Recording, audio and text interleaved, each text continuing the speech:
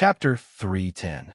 Although the back of the mountain of the Academy was the only unknown place that was connected to the secular world, it had the reputation of being an unknown place after all. Naturally, it was a bit mysterious to outsiders, especially after Yuan Shihao. The disciples of the back of the mountain of the Academy rarely appeared in the world.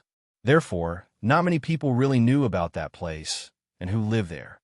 Not to mention the secular empires, the West Hill Divine Palace, even the Jishou Abbey, the Xinkong Temple, and the Devil's Doctrine only knew the general situation of the back of the mountain of the Academy. They only knew that there were 13 core disciples of the headmaster of the Academy behind the clouds and mist. They cultivated their day and night, and their strength was unfathomable. Among all the core disciples of the headmaster of the Academy, the most famous ones were second brother Jun Mo and Chun Pippi. The so-called fame here was, of course, in the top circle of the cultivation world. Second brother was famous for his pride and confidence, while Chun Pippi was famous because he was recognized by Haotian Taoism as a real cultivation genius not long after he was born and was recognized by the Jishou Abbey. The only thing the cultivation world knew about the eldest brother of the Academy was that he was a scholar. He often held a scroll in his hand and tied a water ladle around his waist. He traveled with the headmaster of the Academy all year round. Few people could see him with their own eyes, and no one had ever really fought with him.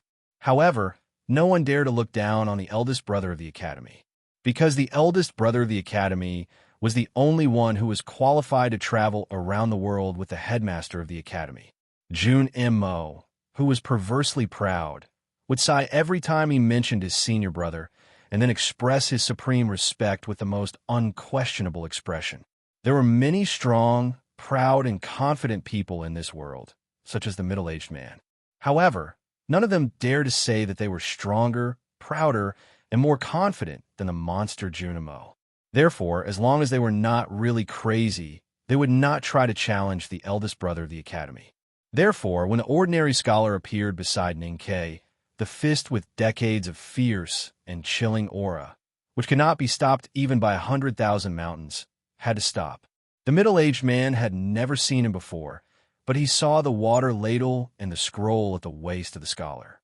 Therefore, he knew that he was the eldest brother of the Academy without any reason, because the eldest brother of the Academy was the eldest brother of the Academy. Whether he was holding a scroll, walking in the ruts of the wilderness, or half squatting by the stream to fetch water with a ladle, as long as you saw him, you would know that he was the legendary eldest brother of the Academy. Because there was only one Academy in the world, and the Academy only had one eldest brother. He was different from the middle-aged man who had been struggling in the mortal world for many years. Even though he had meditated for many days by the Hulun Sea and tried to cut off the past from the past, he was still distracted by too many worldly thoughts and stopped his fist. He was different from the middle-aged man who had struggled in the mortal world for many years.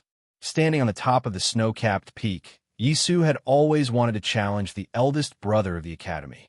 He was the successor of the Jishou Abbey and the most powerful world wayfarer in Haotian Taoism. 14 years ago, he had been arrogant and conceited since he was a teenager. He could understand the arrogance of Mr. Ku and the second brother of the Academy, Jun Mo. Therefore, he respected the scholar whom he had never met because of Jun Mo's attitude. But he would never miss the opportunity to challenge the scholar, because his arrogance and confidence in his youth had gradually disappeared and turned into silence and loneliness because of the scholar's calmness and joy on the other side of the black line. He knew very well that he, who walked the world in silence and loneliness with a wooden sword on his back, was far stronger than the arrogant and conceited him. However, he always wanted to find what he had lost, so he had to meet the person on the other side of the black line. This idea could even be called an emotion of desire. In these years, as his cultivation state became more and more profound, and as his understanding of the world became clearer, the desire became stronger and stronger in his heart. It was even stronger than the sunlight above the snow-capped peak. After 14 years, he finally met the scholar and had a chance to challenge him. For the tomes of the arcane, the middle-aged man walked on the lake ice and tried to kill him. If the scholar did not want to see the guy named Ning K die like this, then he had to fight. Yisu was not sure whether he could force the scholar to fight if the scholar did not move. But since the scholar showed his trace and was ready to fight, then he was confident that he could make this encounter a reality, because he could make the first move. The thin wooden sword floated in the air above the snow-capped peak. The sun was so bright. The wooden sword had turned into a golden sword. The strong and pure aura of the Taoist sword had completely suppressed the small pool on the mountainside. The snow on the top of the snow-capped peak was all crushed by the sword aura into ice that was harder than iron. The ice reflected the sunlight into colorful colors, as if it had become a floor of agate jewelry. This was the most powerful Taoist sword that Yisu had ever displayed in his life. It contained the supreme attainments of Hao Yin Taoism. He had cultivated hard in the Jishou Abbey for more than 10 years and traveled around the world for more than 10 years. He had realized the ultimate life-death sword style before he entered the Hermetic training.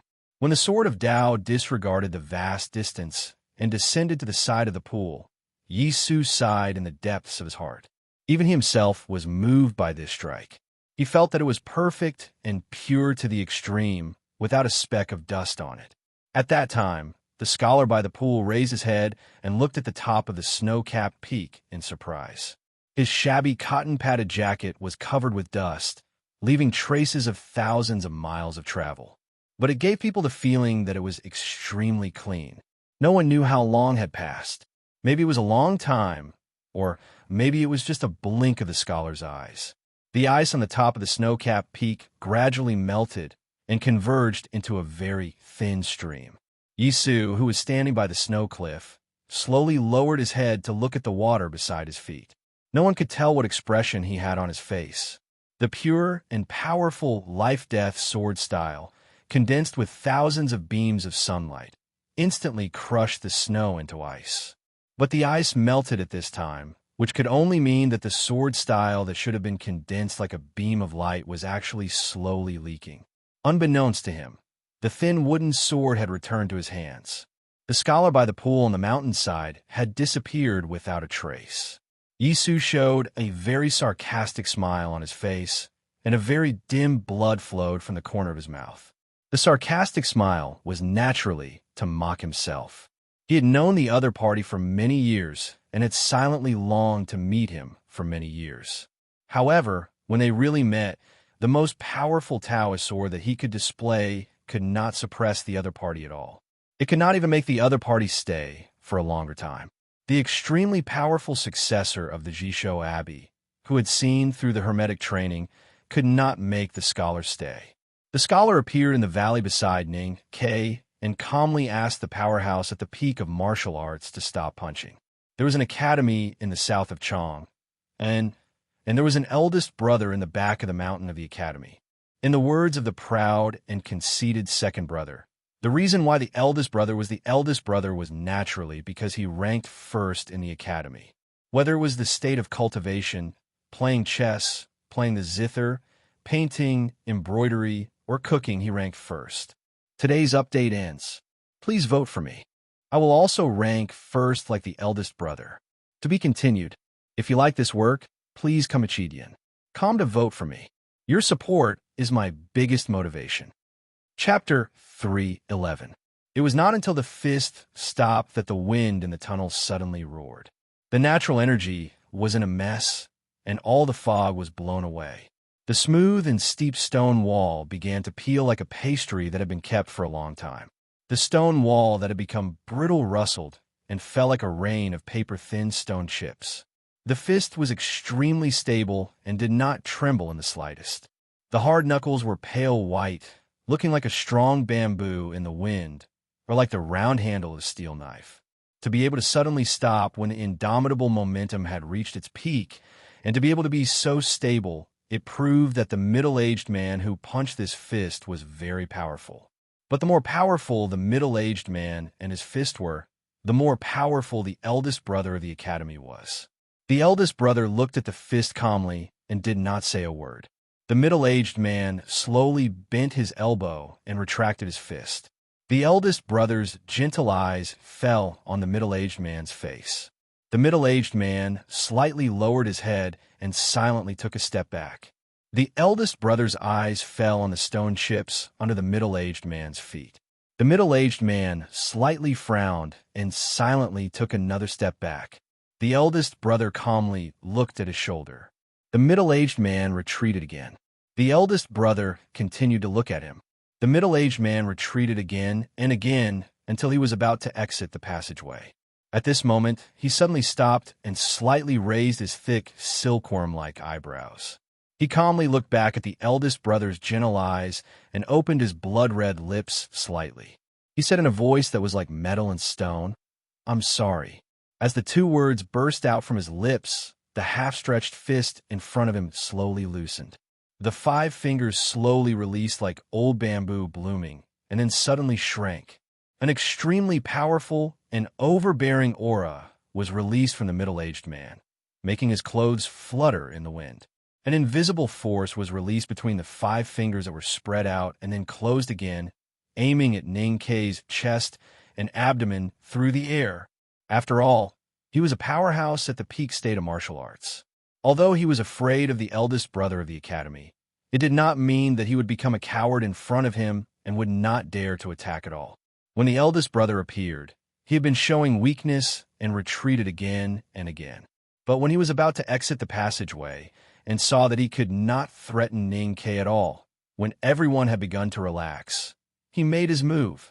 With a tearing sound, the cloth in front of Ning Kei's chest broke. The iron box tied to the cloth belt suddenly flew out and landed in the hands of the middle-aged man. By transforming the killing intent of his fist into the intent of binding his fingers, he displayed the deepest understanding of martial arts.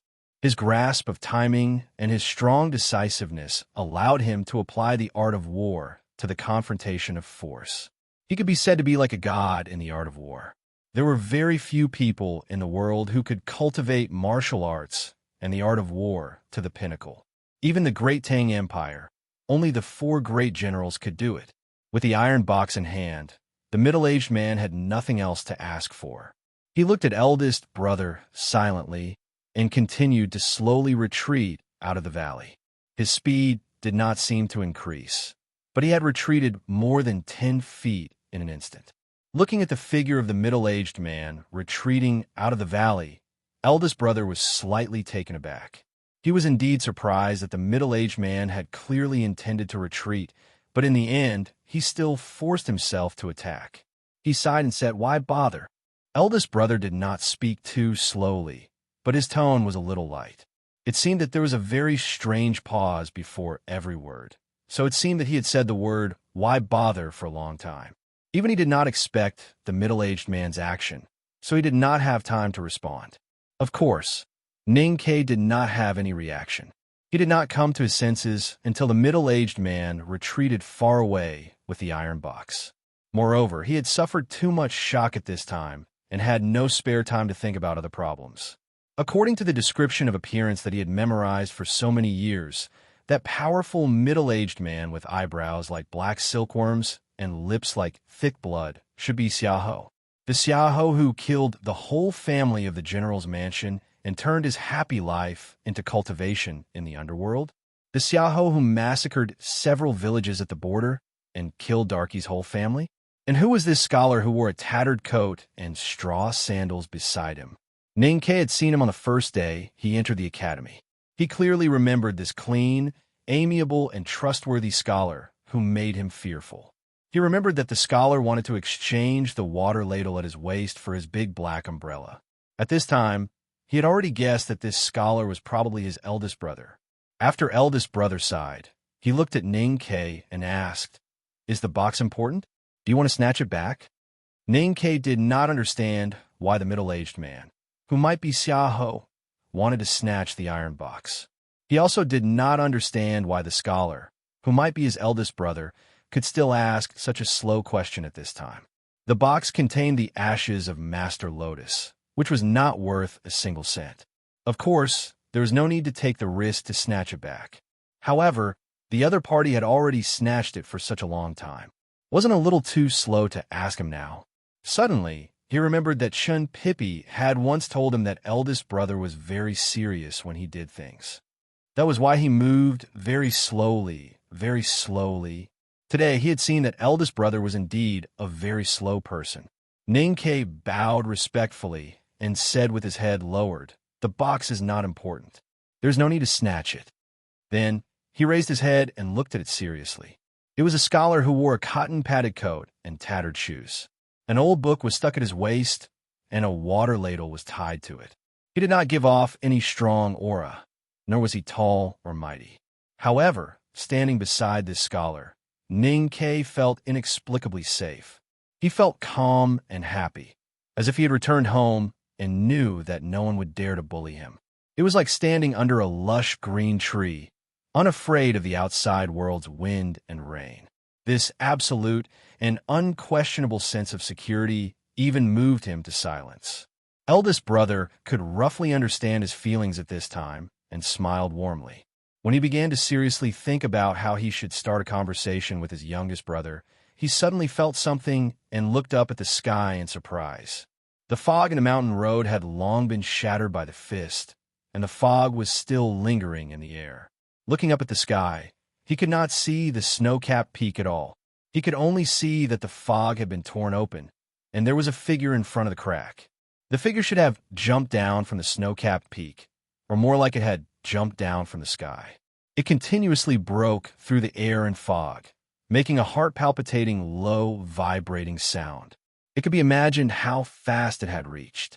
The thin fog on the mountain road dispersed with a bang, and a circular hole appeared. The figure fell from it, wrapped in a semicircle of water mist, and the bloody flame on its legs was burning vigorously. A strong and overbearing aura shrouded the ground from the figure, locking the area of dozens of feet. The pair of old boots, which had walked all the way from the cold region of the far north, was getting closer and closer to the ground, and was about to step on the middle-aged man's head. When middle-aged man came, he was like fire, and when he retreated, he was also extremely fast. However, the person who jumped down from the sky had obviously been lying in wait for a long time. He had actually locked the ground of dozens of feet in a domineering manner, knowing that no matter where the middle-aged man retreated, he would not be able to completely avoid it. More importantly, he hoped that the middle-aged man would avoid it. Under such circumstances, as long as the middle-aged man avoided it again today, the breath that the other party relied on to survive in this world would be exhausted, and the result would be death. However, what could he do if he did not avoid it? The last time a man jumped down from the sky, it was the first time his old boots had stepped on the wilderness. With one step, he had crushed the shield of the strongest warrior of the royal court tribe and trampled the sorcerer into a puddle of blood. The middle-aged man did not avoid it, because he knew he could not avoid it, because he could clearly feel the murderous intent of the foot above his head and the familiar and even somewhat intimate sense of ruthlessness. Although he had not smelled it for many years, no matter how long it had been, as long as he smelled it, he would be vigilant and silent, because it was also his smell, the smell that belonged to the Enlightenment sect. The middle-aged man's eyebrows that were dense like black silkworms suddenly rose up, and a trace of ruthlessness appeared on his handsome face. His feet sank into the hard stone ground with a bang, and he bent his knees and transferred all the cultivation in his body into his right fist. He smashed his fist towards the sky, the old boots with blood-red flames, and the fist with a metallic luster, met in the valley. The powerful and domineering aura directly tore the primordial chi of the universe in the valley into countless tiny turbulence. The turbulence could not escape in all directions, but was pitifully wrapped in by these two completely opposite and even conflicting yet equally domineering and powerful auras, forming two semicircular air shields. The semicircular air shield around the old boots flashed with a blood-red light and spat towards the sky with a hissing sound. The semicircular air shield around the fist flashed with a golden luster and spat towards the ground with a hissing sound. Except for the hissing sound of the air splashing, the valley was dead silent. The Holland Sea in the distance outside the valley suddenly trembled. Dozens of tiny cracks appeared on the increasingly solid ice surface, which was blown by the cold wind. At the intersection of the cracks, ice avalanches and water appeared. A few fish that were not so fat jumped out of the ice holes and were frozen after struggling for a while on the ice. Then, a sound came from the valley. The sound was extremely loud and contained pure power, like a clap of thunder. A big pit half the depth of a person appeared on the ground. After the clap of thunder came a distant echo, like the sound of a bell. The stone chips that had just been shattered by the two auras no longer flew in the air, but calmly fell down. Emo Shan Shan and the others, who were shocked by the two auras again, found that they were not seriously injured. The two most domineering auras in the world collided, but there was almost no leakage of power. Instead, they accurately locked each other, and then the distant heaven and earth gave enough response. When the two domineering auras collided, they actually evolved into a grand feeling. What state had the two people who were fighting reached?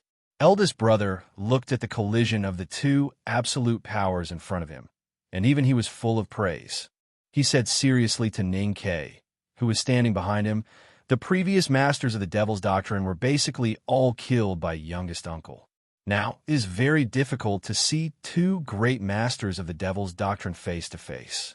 Youngest brother, you have to carefully observe and learn." To be continued. If you like this work, please come to vote for me. Your support is my greatest motivation. Chapter 312. Hearing this, Ning Ke found a shocking truth. The man who jumped down from the sky was probably Tang, the world wayfarer of the Devil's Doctrine mentioned by Chen Pippi. But Xiaoho was a general of the Tang Empire and a visiting professor of the West Hill Divine Palace. Why did eldest brother say that he was also a powerhouse of the Devil's Doctrine? Eldest brother's expression and tone were very calm, or in other words, very slow. Ning Ke was very shocked and spent a lot of time thinking. So when he helped Emo Shan Shan up and walked to the misty exit of the valley with the other two girls, the earth-shaking battle had been going on for a long time. A hole about half a person's depth had appeared on the hard stone ground, and there were two clear footprints at the bottom of the hole. With the footprints as the center, countless fine cracks spread out in all directions and finally extended for about 100 feet, looking like a huge spider web. Ning Ke looked at the spider web-like cracks on the ground and imagined the terrible power produced when a man's foot from the sky met with Xiaoho's fist from the sky. He could not help but be shocked. Now that he had entered the see-through state in cultivation and had comprehended the Howren sword left by youngest uncle, he could already be classified as a powerhouse. But he knew clearly that in the face of such absolute power, he could not resist at all and would be shaken into a bloody pulp. Two figures moved at a high speed between the spider web-like cracks. Because they were too fast to be seen by the naked eye, one could only judge their specific location by the sound of the wind breaking through the air. The sound of the wind breaking through the air was so sharp that it even hurt the eardrums of the onlookers. Because they were entangled with each other, especially the man who fell from the sky, silently and fiercely concentrated his killing intent on Xiaoho. The two figures could not separate at all. The area of more than 100 feet seemed quite spacious, but under their terrifying high speed, it was actually no different from the size of a needle tip. The two powerhouses of the Devil's Doctrine, who were of a generation apart, had tempered their bodies to the extreme and had perfect control of their own bodies, but still could not completely avoid each other's attack. Since they could not avoid each other, then they should first attack each other to death. This was the fighting philosophy of the Devil's Doctrine. In a short period of time that was too short to blink, the two figures in the field collided no less than 10 times in silence. Powerful auras surged into the surroundings like a dense tide, and the thunderous sounds continuously became an ancient temple bell that seemed to never stop ringing. Tang's fists danced in the air, bringing out streaks of blood-colored flames, causing the air to tremble and burn. He hit Xiaoho's body heavily, bursting out a mark about 2 fingers deep. There was a hint of fire flowing in the mark, and there was a burning smell. In comparison, Xiaoho's fists were more silent and solid. His tough knuckles glowed with a very faint metallic luster. Every punch was like a blunt broadsword slashing forward, hitting Dun's body as if he was forging iron. Every punch hit Xiaoho's body, and the sound of thunder was continuous. Dozens of dense, deep pits appeared on the stone walls of the mountain. The smoke and dust gradually disappeared, and the smooth inner walls of the deep pits were revealed, which looked extremely terrifying. As expected of people with the strongest physical strength in the world, these two men's fists did not actually touch the stone wall. Just the killing intent that leaked out was enough to pierce through the hard stone wall like it was dough. However, when such powerful fists truly smashed into each other's bodies, they did not seem to feel anything at all. What kind of fists were these? What kind of physical bodies? Every punch that fell on their bodies was like a heavy hammer falling on an ancient bell. The sound became more and more intense and shrill, and the situation became more and more dangerous. There was a strong wind at the side of the valley, and the gravel danced wildly. Ning Ke and the other three stood behind eldest brother and did not rush directly. However, they could feel the terrifying power coming from there, and their faces could not help but become a little pale. This was because their eardrums were oppressed by the wind and sound of the fists, and more so because their minds were suppressed by the power of the two men. Yi Hongyu stared at the man who fell from the sky, and her pale cheeks revealed her true feelings. She gradually admitted that this unusually ordinary man in a leather coat was indeed qualified to be on the same level as her brother. Tang Xiaodang and her eyes fell on the same place, looking at her brother. Her pale cheeks were full of worry, and her clear and bright eyes constantly showed an expression of cheering for him. Mo Shanshan stood beside Ning Quebec. Her small round face was slightly pale, and her eyes seemed a little dim. She was originally a calligraphy addict who was respected and even feared by her fellow cultivators. However, this time she came to the wilderness and met so many grand cultivators. Only then did she know that the real, powerful figures were hiding behind the world. She was deeply shocked, especially when she found out that the two men who were fighting at this time were so powerful that even her master, the master of calligrapher, would not be able to take advantage of them. Thinking of this, she could not help but feel a little sad. Ning Ke was not as complicated as the three girls thought. He was just following eldest brother's request and watching this rare battle of the physical peak seriously. He did not forget to use his superhuman perception to feel the disturbance of the chi of heaven and earth caused by the two figures. However, as soon as he used his psyche power to feel the surrounding chi of heaven and earth, he knew that he had made a big mistake. At this time, the chi of heaven and earth inside and outside the valley had been torn into countless pieces by the wind of the two men's fists. The turbulence formed by those pieces flowed irregularly and was extremely complicated. With his current state, it was pure wishful thinking for him to feel the changes in it. His sense of perception was instantly violently shaken, and his face turned pale. He should have been injured. The two men were too powerful. According to the probability or the general law given by Hao Yan, figures with such powerful physical bodies should be unparalleled in the world. However, today there were two of them at the same time, looking at the sky full of gravel, looking at the more and more invisible stone pits that appeared like a miracle, and looking at the two godlike murderous figures. Ning Ke was stunned. After a while, he came to his senses and asked in a slightly hoarse voice, "Are we just going to watch them fight like this? Or should we leave first? I always feel that it is very dangerous to stay with these monsters. Even a stone that they unconsciously kick away is more terrible than a crossbow arrow." Eldest brother looked at him and said confusedly, "Then what should we do?" Ning Ke looked at the scene and said with a smile, "Or you can poke them to death with one finger. How can it be possible with one finger? I'm not a monster like them. I'm very happy that they didn't attack me for the headmaster and the academy's sake. But I can't do anything if they want to fight among themselves. I can't always stop them. As for taking the initiative to attack them, I feel that it is somewhat inconvenient and unkind." Eldest brother was a very kind person, so he would not attack at this time. He explained patiently, slowly, and gently, and I'm really not good at fighting. As a member of the back of the mountain of the academy, Ninkei certainly knew that the senior brothers and sisters living in the mountain were all strange guys. Only he was slightly normal. However, he still did not expect that eldest brother would give such an answer. No one would dare to attack you if you just stood here, but you still said that the other party was a monster and you were not a monster. If you said that you were not good at fighting, then who in this world dared to say that they were good at fighting? Finding that eldest brother was also a little unreliable, Ninkei still felt the stable, warm, and intimate feeling in his heart, but the respect in his heart instantly fell to the ground. He ignored eldest brother and quietly moved to Tang Xiaotong's side, asking, "Your brother?" Tang Xiaotong nodded. Ninkei thought that it was true.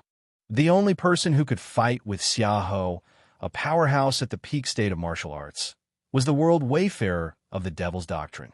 He then asked, "Why do people in your family like to jump down from the sky?"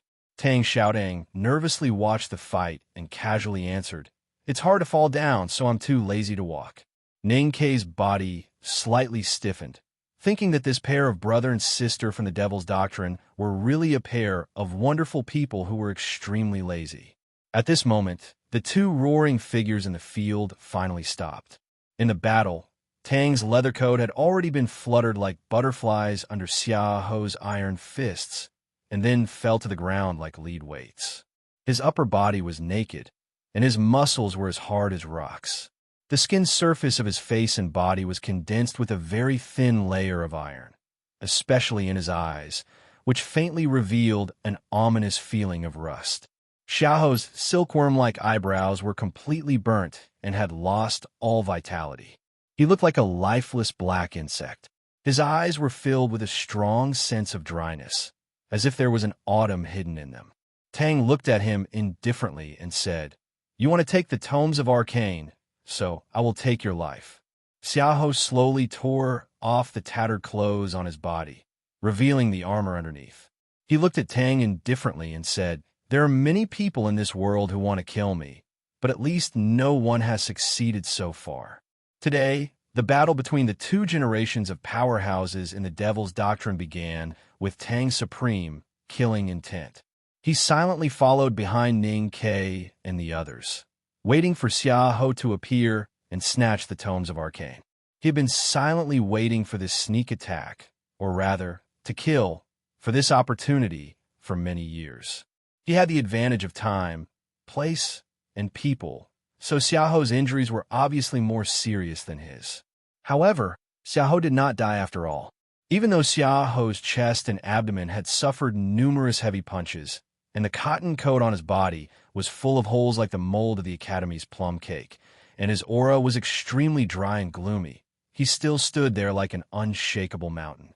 Years ago, the traitor of the Devil's Doctrine had personally cooked and killed the Saintess, surrendered to the West Hill Divine Palace, and became a visiting professor. He had led the army in the Tang Empire for many years, and such a powerful person would not die so easily. After a moment of silence, Tang said, "Your injuries are much more serious than mine. I still have a chance." Xiaoho shook his head and said, "After all, you are not your teacher. So no matter how serious my injuries are, you can't kill me on the spot. You are the evildoer of the Devil's Doctrine, and I am a visiting professor of Haotian Taoism, an imperial general. In this bright world, under the brilliant Haotian, how can you have a chance to kill me?" Tang turned to look at the scholar among the crowd and asked seriously, "Mr. First, what do you want to say?" Eldest brother shook his head and said honestly, "Your affairs have nothing to do with the academy. I was just ordered by my teacher to come to the wilderness to take youngest brother back to Chang'an. Honest people did not always speak the truth. Coming to the wilderness to pick up Ning Kei was not on the way." Tang nodded in acknowledgement. Eldest brother suddenly pointed to the snow-capped peak and said, "I was just passing by, but I don't know what that person would think." A sword-style attack from the snow-capped peak, instantly crossing the ice and crushing the snow. After a moment, the lonely and no longer proud man with a wooden sword appeared on the snow cliff in the distance. It's really hard to write in the hotel. Tomorrow's chapter may be a little late. To be continued. If you like this work, please come to Chidian. Come to vote for me. Your support is my greatest motivation. Chapter 3:13. At the foot of Tianqi Mountain, two generations of powerhouses of the devil's doctrine confronted each other. On the distant snow cliff, the world wayfarer of Haoyan Taoism was gliding over with a sword on his back. Compared to these truly great figures, Ning Ke was naturally an insignificant character. Although he was now a world wayfarer of the Academy, the only one who was qualified to speak on behalf of the Academy was the eldest brother, who was standing quietly in the field. Therefore, no one paid attention to him and treated him as a passerby. Ninkei did not feel sad about being ignored. On the contrary, he was happy that he had been forgotten by the crowd. Only in this way could he focus on the middle-aged man and not worry about being discovered by the crowd. Looking at the middle-aged man's thick brows and the killing intent in his eyes, his expression did not change, but his hands behind his back gradually tightened. He felt that his throat was a little dry and wanted to drink some blood to moisten it. His life was directly changed by this middle-aged man called Xiaoho. His happy family became a pool of blood because of this man. Because of this man, he lived in a dark hell on earth for many years. Revenge was the most primitive and instinctive emotion of human beings, and Ning Ke was no exception. Ever since he knew the name and identity of this man, he had secretly investigated and watched this man for many years. He was very familiar with everything about this man, including his most inconspicuous features and habits. But today was the first time he saw him with his own eyes. The world wayfarer of the devil's doctrine called Tang was so powerful that he had ambushed Xiaoho with a strong murderous intent. However, he had failed to kill Xiaoho on the spot. After witnessing this earth-shattering battle, Ning Ke finally had a clear understanding of Xiaoho's strength. He was more and more aware that he still had a long way to go if he wanted to take revenge. However, he didn't feel any fear or depression in his heart. Instead, he became more confident and calm, firmly believing that he would be able to kill Xiaoho with his own hands one day. Because no matter how powerful Xiaoho was, he still didn't make a move against eldest brother. Even if he couldn't reach eldest brother's realm in his lifetime, as long as he was in the academy, he would have unlimited possibilities. Tang looked at Xiaoho expressionlessly and said, "If you were in Tuyang City, I really wouldn't know how to kill you. But since you left Tuyang City and hid in the north of Hulun Sea with the intention of killing people and robbing the tomes of Arcane, how could I miss this opportunity to kill you? Perhaps you've already forgotten that you weren't the only one who survived the Enlightenment doctrine." Xiaoho said, "There are many people who want to kill me." Tang said, "To clean up the sect, no one has a better reason to kill you than me." Xiaoho said, "But you failed to kill me." Tang said, "The cultivation of the Enlightenment doctrine is about advancing forward courageously across the world. The Desolate Man tribe is never afraid of any strong enemy.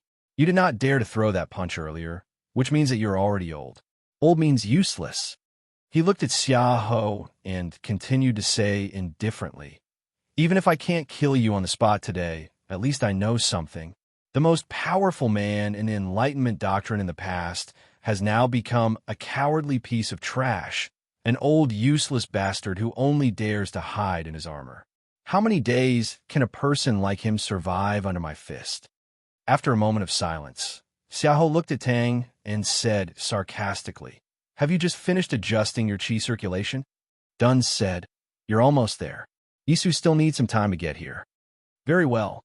Xiaoho stretched out his hand and tore off his ragged coat, which was riddled with countless holes, revealing a bright gray armor underneath. The armor was engraved with dense black magic symbols, which were flowing with a solemn and powerful aura. Ning Ke stood beside the eldest brother and noticed that Xiaoho's aura suddenly rose after revealing the armor. He could not help but feel a chill in his heart. He looked at the talisman characters on the bright armor and roughly guessed that it was the powerful armor designed by Professor Huang He and made by the two senior brothers at the back of the mountain of the academy. Tang silently looked at the armor on Xiaoho's body. Suddenly, he reached into the air beside him and grasped a giant blood-colored knife. The knife was handed to him by Tang Xiaodang. Tang said, I didn't want to use the knife because a cowardly traitor like you doesn't deserve to die under this knife. But since the armor you wear is from the academy, it would be disrespectful if I didn't use the knife. Xiaoho looked at the giant blood-colored machete and naturally recalled many scenes from many years ago. He said in a slightly hoarse voice, I didn't expect that the 23-year cicada cultivation could really abandon everything in the world. He even left this knife to you. Tang had already finished regulating his qi circulation and did not say another word to him. The burning red flame between his calves suddenly burst out, and his hill-like body blasted towards Xiaoho at a terrifying speed. The two powerhouses of the Devil's Doctrine were very familiar with each other's cultivation methods and fighting skills. Because of this, they could not use any means to lure the enemy or dodge. They could only collide with each other like the first tens of thousands of punches that sounded like a bell. This time the battle was not as terrible as before. The two figures collided and then separated, but it was more dangerous than before. When the wind and sand fell, Tang's left shoulder seemed to have collapsed, and blood flowed. On the other hand, Xiaoho's armor had an additional deep cut. The complicated runes were stagnant and no longer as bright as before. Instead, it had become extremely dim, as if it had been placed in the storeroom for hundreds of years and was about to scatter. Xiaoho slowly narrowed his eyes and touched the cold iron box on his waist with his right hand. Wherever his fingers touched, the rust would fall off. As one of the few powerhouses of the Devil's Doctrine left in the world, Tang clearly knew how powerful this traitor was. In the entire front gate, except for his teacher who had disappeared for many years, no one dared to say that they could defeat him. Without the armor, perhaps the Enlightenment Doctrine powerhouse who had once dominated the wilderness would really come back. At this moment, Xiaoho, who was determined to use all his spirit and strength at the moment of life and death, was more dangerous than before. But Tang had waited silently in the cold region of the far north for more than 10 years, and finally had a chance to go south to kill this traitor. Of course, he would not miss this opportunity, so he held the hilt tightly and wanted to make the second cut. However, he did not make the second cut, because a wooden Taoist sword broke through the air and fell on the solid ground between him and Xiaoho. The hiltless tail of the sword trembled slightly and made a light buzzing sound. An extremely lonely and desolate aura spread out from the wooden sword in all directions. It was as if it was not a wooden sword, but an old tree that had lived in the wilderness for many years and could collapse at any moment. Looking at the wooden sword, Tang frowned slightly and found that the proud and lonely guy went down the snow-capped peak faster than he had imagined. He could not help but wonder what had happened to make the person who had already stood at the peak of the 5 states of cultivation climb a little further in such a short period of time. Looking at the wooden sword that was as desolate as an old tree, he knew that he had lost the chance to fight with Xiaoho today because of his slight miscalculation of that person's speed. After a moment of silence, he handed the knife to his sister behind him. Tang Xiaodang put away the knife, and no one in the field could see where she had put it. Xiaoho looked at Tang Xiaodang indifferently and slowly released the aura that was sometimes rusty and sometimes as hot as molten steel. Then he silently retreated more than 100 feet out of the field. He retreated to leave a place for the field. There were very few people in the world who were qualified for Xiaoho to give up his place, but today there were many people at the foot of the mountain north of the Hulun Sea. Yisu stood beside the wooden sword without anyone noticing when his light plain robe fluttered in the cold wind. After he pulled out the wooden sword from the ground and carried it back, the desolate and lonely aura on the wooden sword seemed to return to him. His body became a desolate old tree. This was the first time that Ning Ke saw Yisu, the successor of Jishou Abbey. He did not know his identity at this time, but he guessed that he must be a great person. Many years later, before the final battle, he told Yisu about their encounter at the foot of Tianqi Mountain. Many years later, Yisu had no impression of Ning Ke at that time, but Ning Ke had a deep impression of him. I have never seen a person who could be so lonely. It seems that his feet are not standing on the ground of the human world, but another world, and he is clearly alive, but I feel that he has been dead for many years. This is not accurate. I should say that you seem to be alive and dead in my eyes at that time. I feel sorry for you. Yisu did not know that a guy whom he regarded as a passerby was pitying him at this time. In his eyes, there was only the scholar in the old coat and worn-out shoes who did not seem to have a sense of existence. After a moment of silence, and no one knew what he was thinking, he calmly greeted the other. "Greetings, Mr. First." Eldest brother replied, "Hello." Yisu turned his head and looked at the iron box that Xiaohou had unknowingly held in his hand. Tang's eyes also fell on the iron box. Everyone in the field looked at the iron box, except for Yi Hongyu, who looked at Yisu with a complicated expression. Even the eldest senior brother was looking at the iron box. However, his calm and gentle gaze did not have any determination to seize it. There was only a strange curiosity. Yisu suddenly said, "Elder Xia has taken back the tomes of arcane for Haotian Taoism. Congratulations."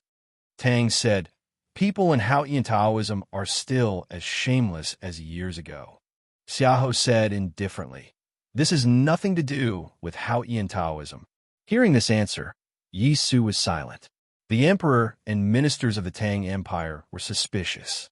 Xiahou had entered the wilderness to steal the tomes of arcane and tried to kill the guy sent by the academy. He would not be able to explain to Chang and afterward. At this time, he was surrounded by people at the Hulun Sea. If he still wanted to keep his reputation and power, he could only rely on his status as a visiting professor of the Divine Hall. Yisu congratulated him and gave him a chance to get out of trouble. He only needed to exchange the tomes of arcane for it, but Xiahou did not accept it. Yisu understood why he did not want to accept it. The dignified general of the Tang Empire could do such a thing.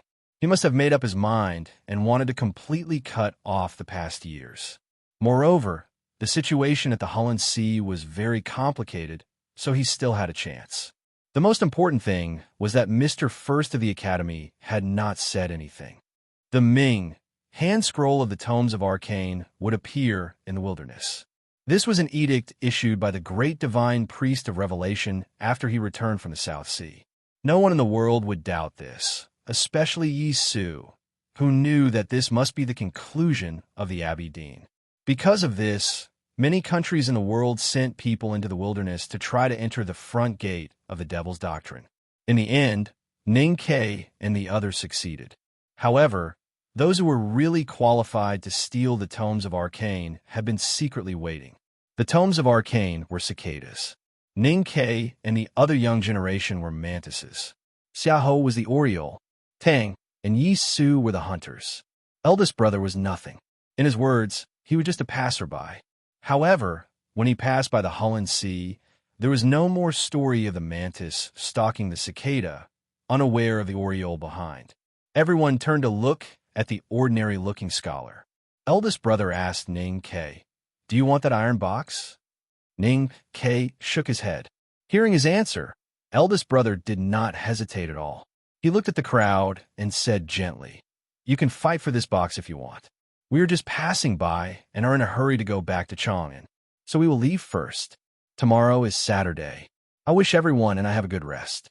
I snicker. I can finally drink to my heart's content tonight." To be continued. If you like this work, please come at Chidian. Come to vote for me. Your support is my greatest motivation. Chapter 314. This sentence represented the attitude of the Academy, indicating that they had no intention of participating in the fight for the Ming hand scroll of the tomes of arcane. Then why did the Academy change the location of the practice meeting to the frontier fortress of the north of Yin Kingdom? Why did the back of the mountain of the Academy send Ning Ke all the way to the north? Yisu frowned slightly. Obviously, he did not understand the meaning of the Academy defining themselves as passers-by. He looked at eldest brother thoughtfully. Xiao obviously did not expect the situation to develop in this way. His thick eyebrows suddenly raised. If the Academy left, how could he, who was between the Taoism and the Devil's sect, live?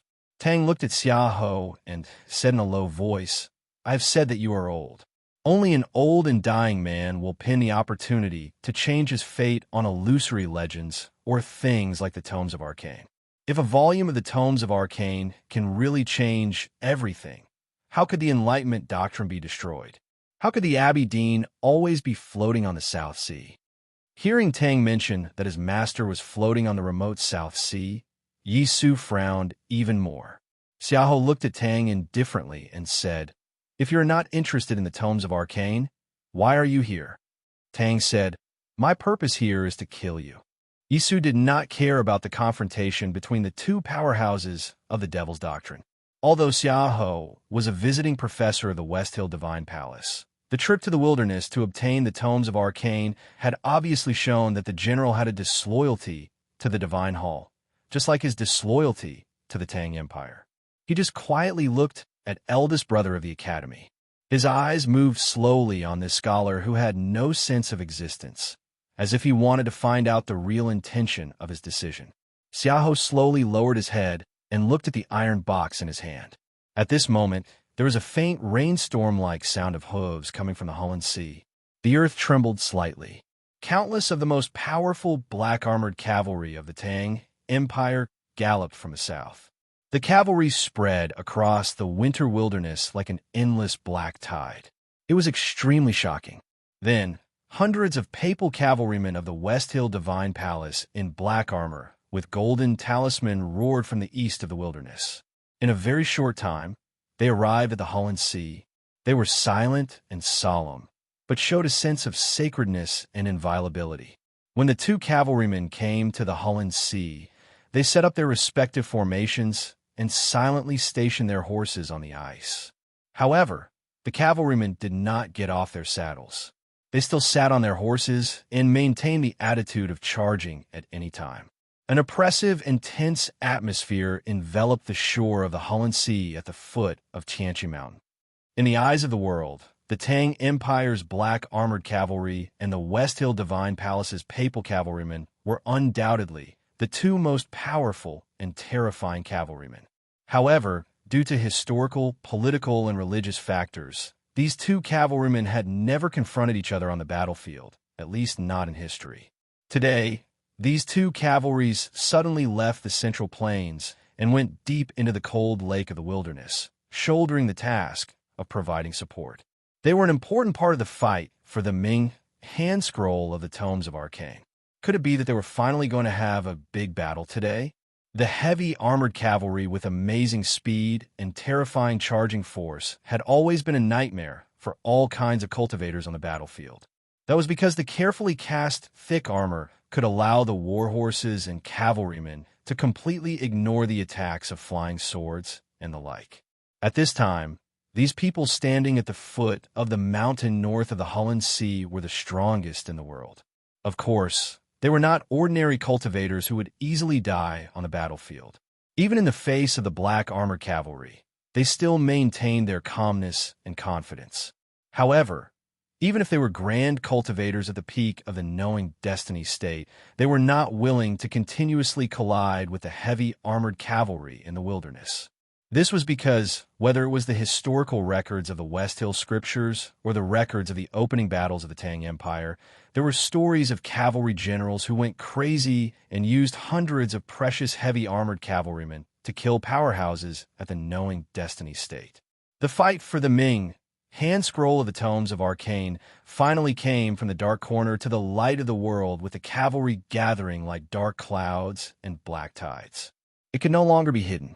Looking at the black armored cavalry of the Tang Empire by the Holland Sea, the gentle smile on the face of the eldest brother of the academy finally disappeared.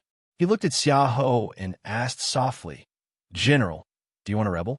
Yi Su lowered his head and said softly, "Elder Xia wants to betray Hao-Ian Taoism and return to the embrace of the Devil's Doctrine." The voices of these two people were very calm and soft.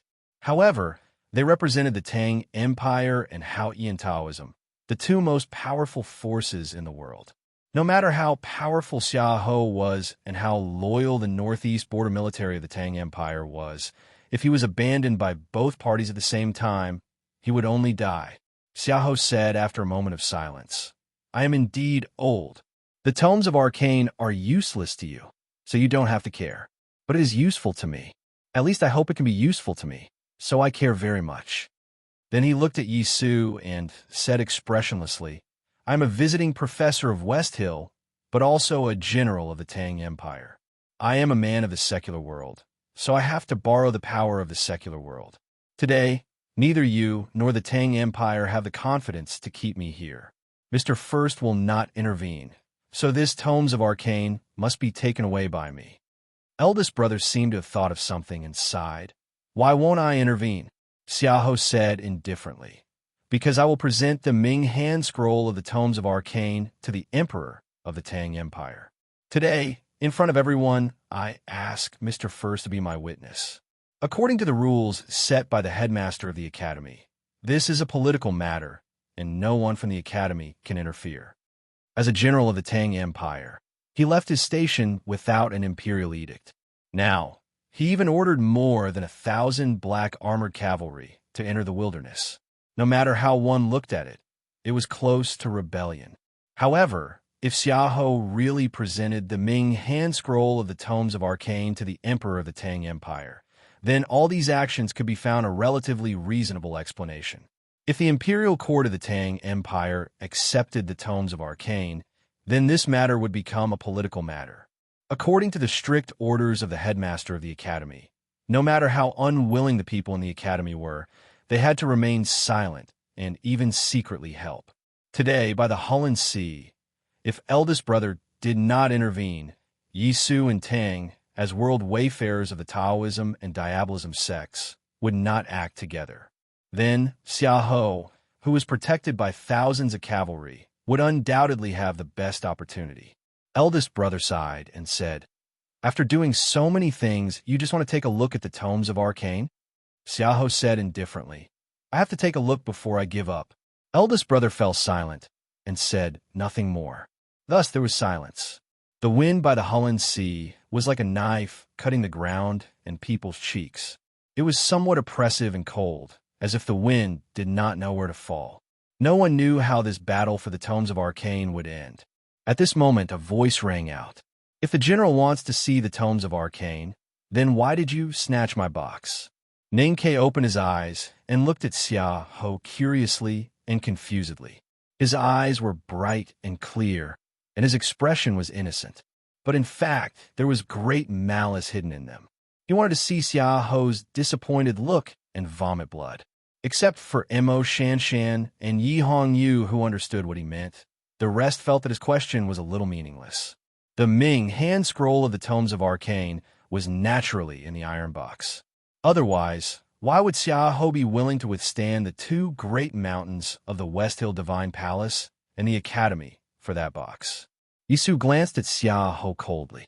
He thought that although the Ming hand scroll had been lost for a long time and he had not seen it personally, Xiaohou had it for a long time and must have found out what was in the box in some way.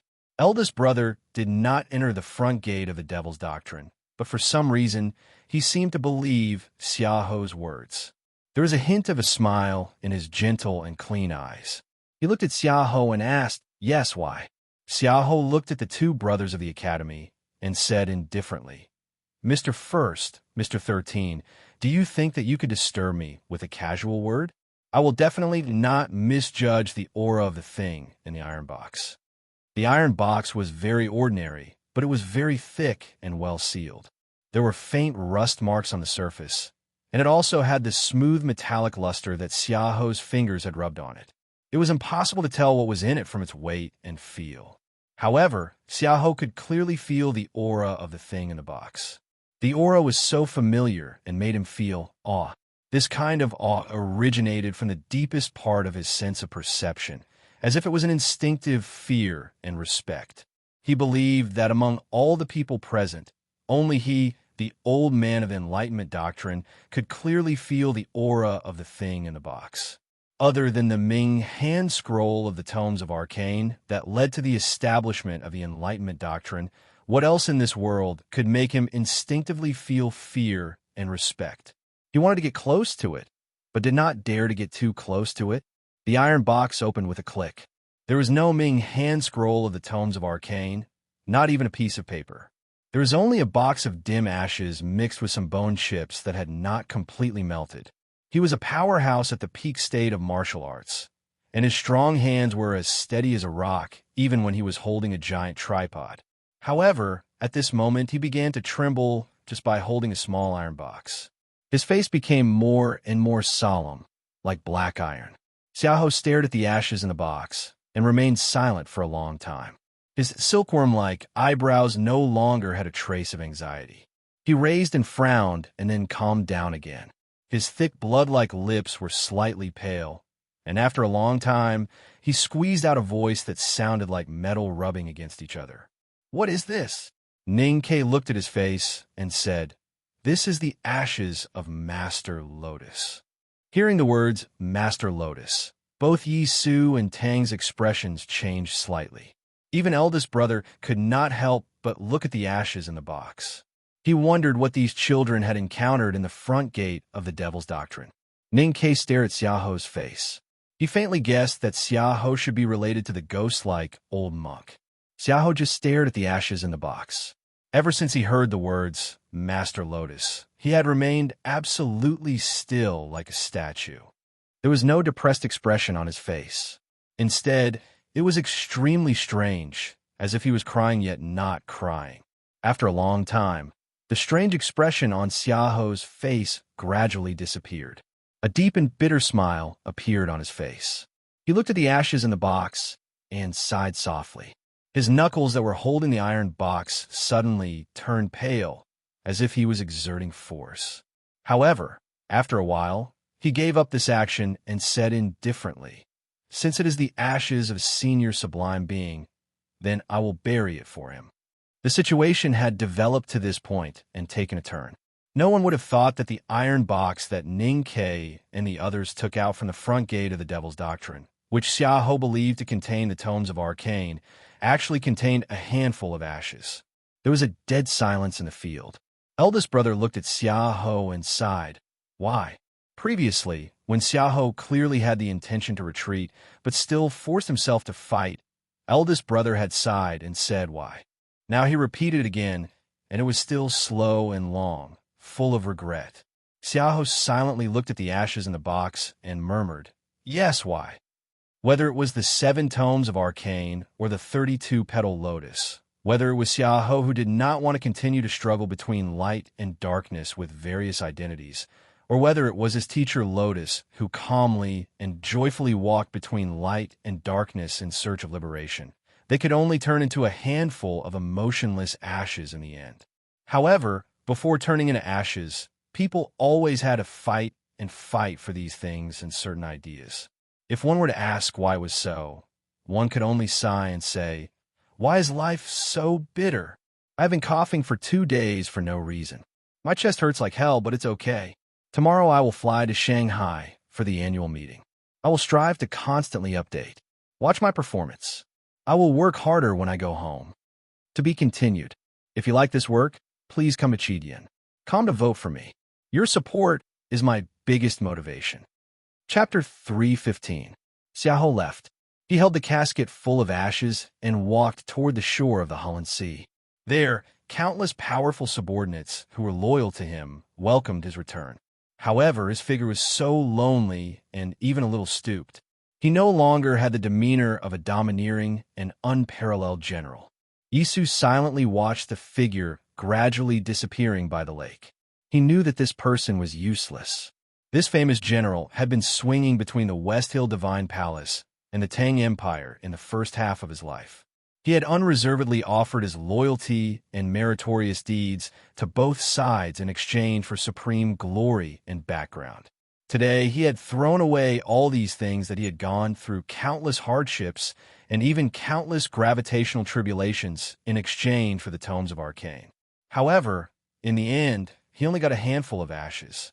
After this, he would definitely suffer a strong backlash from the Divine Hall and the Tang Empire. Therefore, he had to be useless. The hierarch of the West Hill Divine Palace and the 2 great divine priests of Revelation and Judgment would probably feel sorry for abandoning an important figure in the Tang Empire. However, Yisu came from the Jishou Abbey.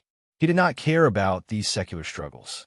However, because of this, he subconsciously glanced at the silent girl. He saw that the girl's red dress was messy and ragged. He did not look worried because of her injuries. Instead, He frowned because of her youthful and graceful body. Because of his frown, Yi Hongyu's beautiful cheeks became paler. She had been staring at Yi Su since he came from the top of the snow-capped peak. Neither Xiaoho's iron box nor eldest brother of the academy could make her look away. However, Yi Su did not look at her. Until this moment, he finally looked at her. However, his eyes were filled with disgust. This fact made her feel extremely painful. Ning Ke noticed that her expression was a little strange. He followed her gaze and saw the man with a sword floating like a ghost. He thought that he had guessed the truth. He lowered his voice and asked, "Old lover?" Yi Hongyu slowly turned her head and glanced at him emotionlessly. She said, "I will kill you." Ning Ke quietly took half a step behind eldest brother and said proudly, "No one can kill me now." Tang Xiaodang interrupted, "Don't talk nonsense. That is her brother." Ning Ke realized that he had misunderstood and smiled apologetically at Yi Hongyu. Tang, the world wayfarer of the Devil's Doctrine, was Tang Xiaotong's elder brother, and the guy with the wooden sword was Yi Hongyu's elder brother. Ning Ke thought that old Master Hao Yin was indeed unfair to both the brother and sister, who were cultivation geniuses. Then he remembered that he had sincerely wished that the girls Chun Pippi fell in love with would have the fiercest elder brother in the world. Now it seemed that if Chun Pippi and Yi Hongyu did not have any ill-fated relationship in their childhood, would they develop a story with this girl from the Devil's Doctrine named Tang Xiaodang? As he was thinking about these meaningless things, he heard eldest brother say, "Youngest brother, let's go." Ning Ke liked to be called youngest brother very much. Of course, he was not called by Chun Pippi or seventh sister, but by eldest brother or second brother, because this title gave him a sense of security that he liked the most. He was the youngest brother of the academy, so if something happened, such as when he was about to be smashed into a pulp by Xiaoho's big fist, eldest brother or second brother would definitely help him. This was undoubtedly the best thing in the world, so he answered very straightforwardly, "Got it, eldest brother."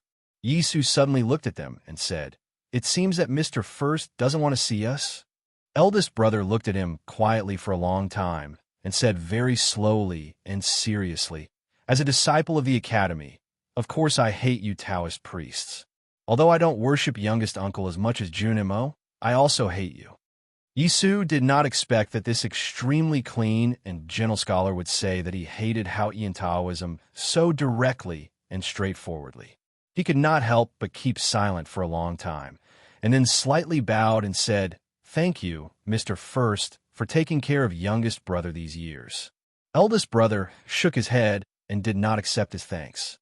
He pointed to Ning Ke beside him and said, "This is my youngest brother. As for Pippi, you don't have to be so polite, because he is my younger brother, not yours." Tang suddenly bowed to him very seriously and said, "From now on, I will count on Mr. First." Yi Su slightly frowned and did not understand what he meant. Did the remnants of the Devil's Doctrine still not give up and still want to have a relationship with the Chong and Academy? Tang Xiaodang looked at Ning Ke and childishly said, "Ning Ke, I will come and play with you in the future." The white furry wolf arched its head out of the arms of the girl from the Devil's Doctrine, stared at Ning Ke, and let out a low growl, which probably meant that if Ning Ke dared to invite her, she would definitely bite him into a bone stick. Eldest brother looked at Ning Ke in a daze. Ning Ke innocently spread out his hands, indicating that there was nothing between him and the girl from the Devil's Doctrine. Eldest brother did not say anything more. He tightened the ladle around his waist and walked out of the field. Ning Ke tightened the luggage behind him and followed him out of the field. However, after a few steps, he jumped back to Mo Shanshan and said with a smile, "Let's go together, okay?" Mo Shanshan's slightly round face was slightly red, and she nodded without a trace. The figures of the three disappeared under the winter sun of the wilderness. It was quiet by the Hullen Sea. Tang looked into the distance and said, "He ranks first in the academy and never fights. No one dares to fight against him. I have always thought that there is a gap between us. But what if he is not good at fighting? It is a pity that no one dares to try." Yi Su looked in the same direction as him and said, "I tried." Tang frowned slightly, as if he did not expect this answer. He looked at him and said, "And the result?" Yisu calmly said, "I fought, but he did not." It was a very simple description and a very clear result. So Tang fell silent again. Yisu looked at Yi Hong Yu and said, "You have done well these 2 years. I saw you break the realm on the snow cliff. But it is not good for you to be too obsessed with some things." After saying this, he was ready to leave. Yi Hong Yu did not expect to hear such a warm comment. Although Yisu's tone was extremely cold and calm, the word "not bad" was the warmest thing for her. She looked at her brother's back and called out sadly, "Brother." Yisu did not look back and said, "You can call me brother when Pippi returns to the monastery." Looking at the lonely back gradually disappearing, Yi Hong Yu suddenly realized that it was not that she could not catch up with her brother, but that her brother had never thought of letting her stand on his shoulder. Was that person really that important? Tang Xiaodang looked at her and said sympathetically, "Although you are sometimes very annoying, especially when you are fighting, it is really pitiful to be left behind by your own brother." Yi Hong Yu's face was as cold as frost, and she ignored her. After all, Tang Xiaodang was still young. She opened her innocent eyes and asked curiously, "Is Pippi your brother? Otherwise, why would your brother be so angry with you because of him? Also, why did you bully that guy?" Yi Hong Yu said tiredly, "That guy is the damn fatty that Ning Ke mentioned in the valley." Tang Xiaodang covered her mouth with her little hand in surprise, but her hand covered the beast's tail. She said, "A cultivation genius in knowing Destiny State was bullied by you and had to run away from home. You were so powerful." Yi Hong Yu did not know how to respond to this kind of praise. If she had known that the bullying and the hidden dark thoughts would eventually lead to her brother's indifference to her, she would never have done this. Tang looked at her and suddenly said, "Don't try to learn from your brother. Even if you are qualified to stand on his shoulder, you will become a living dead without a smell like him." Yi Hong Yu said scornfully, "How can a remnant of the devil's doctrine like you understand this kind of Taoism?" Tang said expressionlessly, "But I know that if he leaves you here, I can kill you at any time." Taoism and the devil's doctrine could not coexist. Yi Hong Yu was the Grand Master of the Judicial Department of the West Hill Divine Palace, so Tang had no reason not to kill her. However, for some unknown reason, or perhaps because the girl watching Yisu's back was just an inconspicuous and pitiful little sister who had lost her brother, he just silently left with his sister. Yi Hong Yu stood there alone, thinking of her brother's lonely figure. After a while, she also walked slowly towards the papal cavalrymen of the Divine Hall by the Hullen Sea. There was no one at the foot of the mountain that was previously extremely tense and murderous. The people of the world came for the tomes of Arcane, but in the end, they got nothing. All they saw was a box of the ashes of their predecessors. The dim winter sun shone on the cold wilderness. As the cold wind blew on the winter lake, the light became more and more desolate, making people feel lost. Parting was always bitter, but Ning Ke did not feel this because he was sitting beside a wilted poplar forest with eldest brother, warming himself by a fire. There were some dried potatoes dug out from the ground buried under the fire, and there was a faint aroma. A horse neighed in the distance, sounding extremely excited and joyful. Ning Ke looked towards the source of the sound and saw the big black horse shaking its head like a madman beside the half-warm stream that was not completely frozen. Mo Shanshan was grooming the big black horse, and her entire head and face were wet because of the big black horse's disturbance. However, it was obvious that what she said outside the palace's tent was not all lies. She really liked Ning Ke's big black horse, so she was not angry. Instead, she giggled and showed a rare, girlish expression. "Eldest brother, you are really admirable. You actually found this silly horse in such a large wilderness, and even drove it all the way from the north to here. How can it listen to you?" Ning Ke looked at the scholar beside the fire, and his eyes revealed an irrepressible expression of shock and admiration. Eldest brother took a thick piece of firewood and slowly stirred the fire. He explained gently, "Teacher raises an old yellow bull, and I often deal with it, so they probably think it is more trustworthy. Speaking of which, youngest brother, your big black horse is not bad.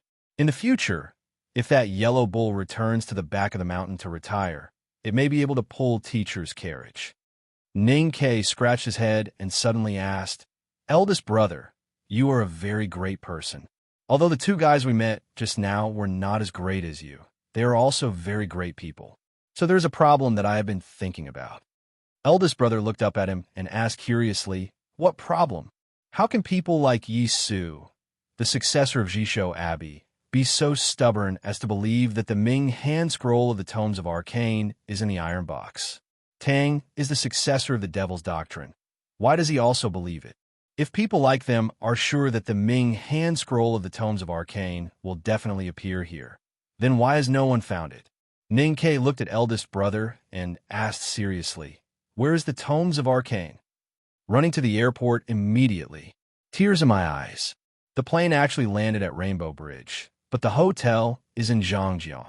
My comrade on the subway, I will be with you for a long time again. My comrade on dinner, I will not see you for a long time again. To be continued. If you like this work, please come to Chidian. Come to vote for me. Your support is my greatest motivation. Chapter 3:16. Maybe it was because Shanshan's little hand was too comfortable, or eldest brother of the academy had said that he would replace the old yellow bull and pull the carriage for an old man. Anyway, the big black horse suddenly became stiff by the warm stream. Its four limbs were stuck in the gravel, like a wooden horse. Ning Ke did not pay attention to the silly horse's movement. He just stared at eldest brother's eyes and waited for an answer with expectation and curiosity, even if it was just a guess. For this tome of Arcane, he had traveled all the way from the frontier fortress of the north of Yin Kingdom. He had experienced many hardships and even the threat of death. It was really hard for him to accept that everyone had scattered after a fight and no one mentioned the whereabouts of the Tome of Arcane again. Eldest brother thought for a while and said with a smile, Since the great divine priest of Revelation said that the Tomes of Arcane would appear in the wilderness, I think Yi Su would believe it and Tang wouldn't doubt it. As for why everyone was staring at the iron box, it was probably because Xiaohou felt the aura in the iron box and firmly believed that the Tomes of Arcane were inside. He had paid such a high price and made such a determination for the Tomes of Arcane, so he wouldn't make a mistake in such an important judgment. Therefore, Yi Su and Tang also believed that the Tomes of Arcane were in the box. What did Xiaohou feel that made him regard Master Lotus Ashes as the Tome of Arcane? Ning Ke frowned slightly and said, I can guess that there is a relationship between him and Lotus. What is their relationship? Eldest brother said, Xiaohou is Lotus's disciple. Now it seems that you have a special encounter in the front gate of the Devil's Doctrine. I think you know what kind of person Senior Lotus is. Xiaohou betrayed the Devil's Doctrine, and I'm afraid that Lotus will come back to him every night to make trouble. This is the so-called Hard Devil. Ning Ke was silent for a moment and suddenly said with emotion, Is there anything that you don't know, Senior brother? Of course there are many. Even the headmaster of the academy admitted that there are many things that he did not understand, not to mention us disciples. Younger brother, you must know that no one in the world is born with knowledge. Speaking of this, eldest brother suddenly froze and looked at his face and laughed. Ning Ke did not notice the message hidden in eldest brother's expression. He said in distress, Senior brother, why do I feel that the topic seems to have been diverted to the South Sea? Can you stop interrupting and tell me where the Tome of Arcane might be? Eldest brother and youngest brother of the academy had their first long talk beside the warm bonfire in the bitter cold wilderness. In Ning Ke's memory, this long talk was very warm and peaceful, without any strangeness like when they first met. It was very smooth, but in fact it was not smooth at all. This was because eldest senior brother's rhythm was too slow. He seemed to think for a long time before he spoke, making sure that there were no mistakes or misunderstandings before he spoke. Moreover, this hypnotic rhythm could very well divert the topic to another place. Ning Ke asked about the whereabouts of the Ming hand scroll of the Tomes of Arcane. In the end, after a while, it turned into him reporting to the eldest brother about his whereabouts after leaving Chong and coming to the wilderness. From the academy students in the Blue Water Battalion to the girls from the Great River Kingdom by the Warm Stream, from the attack of the horse gang controlled by Xiaoho to the bullying in the palace, from the night of killing the Psyche Master Lin Ling of the Northeast Border Military, to the sniping of Prince Long Qing and the bloody battle with the Tao Addict, to entering the front gate of the Devil's Doctrine and encountering the mottled sword marks left by youngest uncle and the ghost. Like old monk among the bones and corpses, eldest brother maintained a calm expression throughout the narration. Even when he heard about the Howren sword style left by youngest uncle in the world, he only sighed with emotion. Only when he heard that Ning Ke met Master Lotus in the front gate of the Devil's Doctrine did his expression change a little. Eldest brother looked at Ning Ke sincerely and said, "I didn't know that the confinement array made by youngest uncle's sword style was so powerful. Even Headmaster didn't know that Senior Lotus was still alive. If he knew, I wouldn't have dared to let you enter the front gate alone. I wanted to let you cultivate and sharpen your skills, but I didn't expect you to encounter so many dangers. Youngest brother, I'm really sorry." At this moment, Ning Ke finally confirmed that this trip to the wilderness was arranged by the Academy. The headmaster of the Academy and eldest brother had indeed been secretly watching him.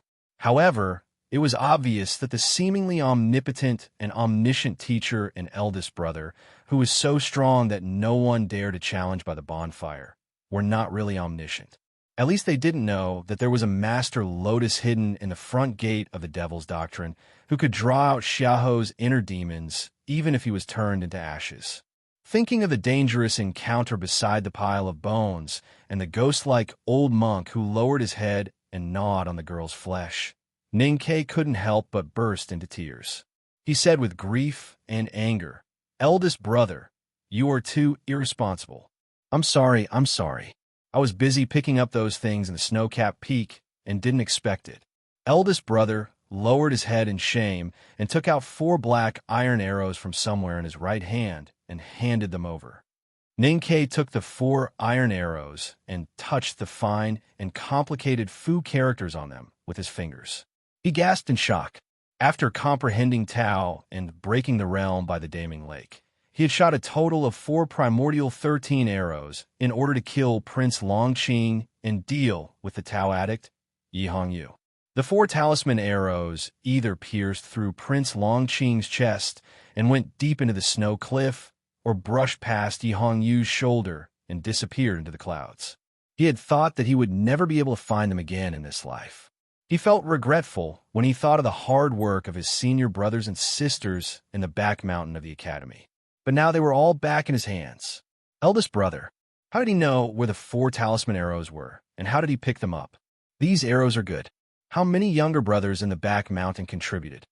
Eldest brother looked at the talisman arrows in his hand and asked.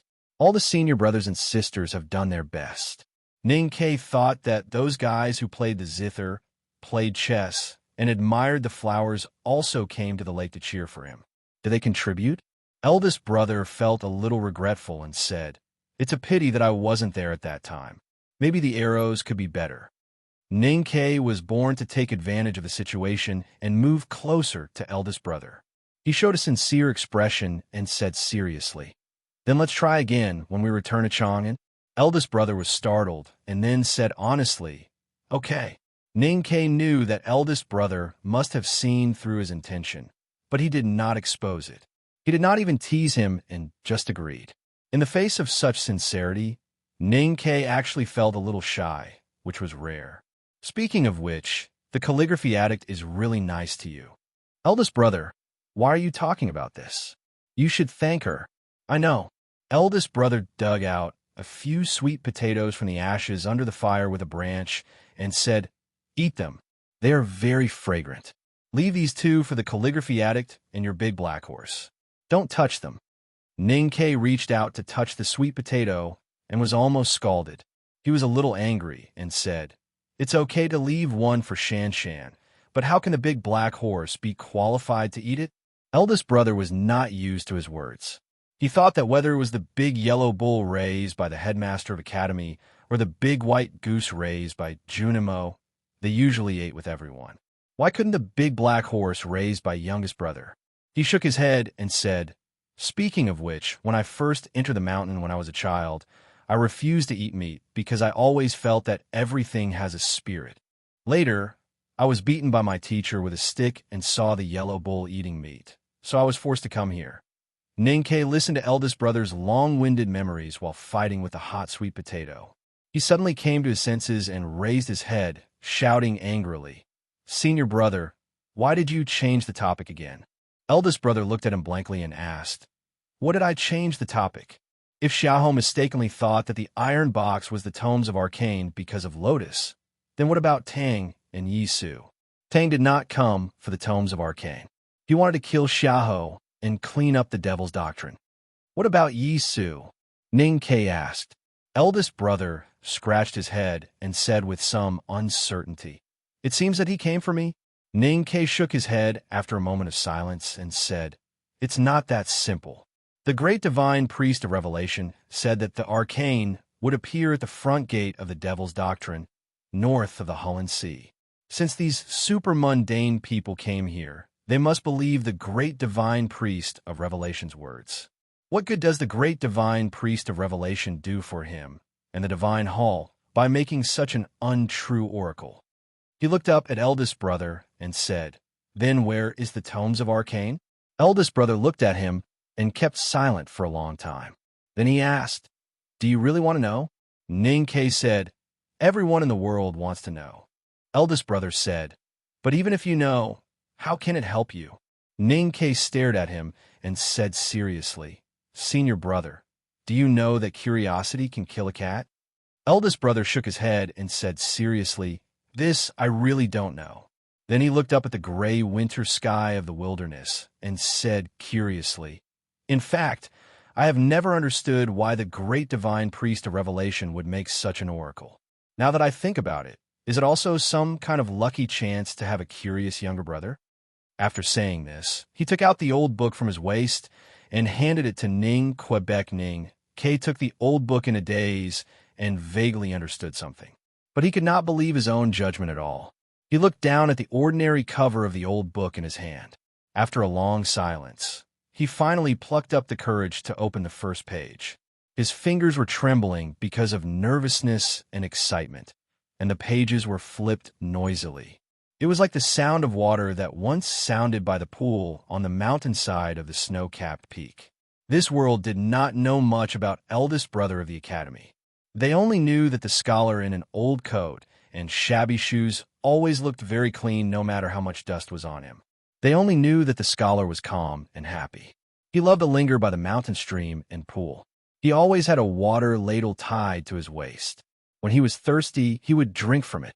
He always held the book in his hand and often read it. No one knew that the book in the scholar's hand was the tomes of arcane. The Ming hand scroll of the tomes of arcane that had been lost in the wilderness for many years and had never appeared in the world. It was quiet by the bonfire for a long time. In fact, Ninkei did not dare to read the old book seriously because he did not know what would happen after reading it. After a long time, he raised his head with difficulty and asked in a trembling voice, "This tomes of arcane has always been in your hands?" Eldest brother admitted honestly. After observing the clouds at dusk that year and breaking the realm, the headmaster has always given it to me for safekeeping. Ning Ke gasped, and then realized that the number of times he had gasped today seemed to be more than the number of times he had gasped in the past decade. He could not help but lament. No wonder senior brother sighed at Xiaohou's suffering. The Ming hand scroll of the 7 tomes of arcane had always been in the hands of eldest brother of the academy. However, no one in the world knew about it. Countless people were greedy for it and fought for it with their lives. Some people, like Xiaohou, did not hesitate to give up everything in the first half of their lives. Why do you have to suffer? Why was life so bitter? Fortunately, Ninkei was now the youngest brother of the academy. For the academy, all kinds of bitterness in life were usually the bitterness of others. It's here. I'm tired. I can't drink too much at night. I need to write. Besides, it's the middle of the month. Everyone has a new monthly ticket. Hurry up and vote. Thank you. To be continued. If you like this work, please come to vote for me. Your support is my biggest motivation. Chapter 317. When Ning-Ke gently opened the old book by the bonfire, an aura slowly emerged from the yellowish paper. This aura was calm and serene, as if it did not belong to the human world. In a flash, it floated up to the sky, as if it was going to disperse into the winter clouds and never return to the page. Because this aura was too calm and tranquil, it couldn't repel anything in the winter wilderness. However, it didn't fuse with anything, not even those soft cloud threads. This was not resistance or rejection, but rather it maintained its silent nature and didn't even want to come into contact with it. Without contact, there would naturally be no mutual effect. It was still the quiet winter clouds and the frost forest in the wilderness. Even the cultivator with the most powerful psyche power in the world could not discover the aura emitted by this book. However, the sky could, because the blue or gray sky was a mirror, an omnipresent mirror that belonged to Hao Yin. Therefore, it could clearly reflect the appearance of the aura. The low-hanging clouds in the winter sky were like old cotton mattresses that had absorbed enough water. After the Ming hand scroll of the Tomes of Arcane was opened, they quickly reacted. The thick clouds twisted and tore violently. Then they entangled and swallowed each other.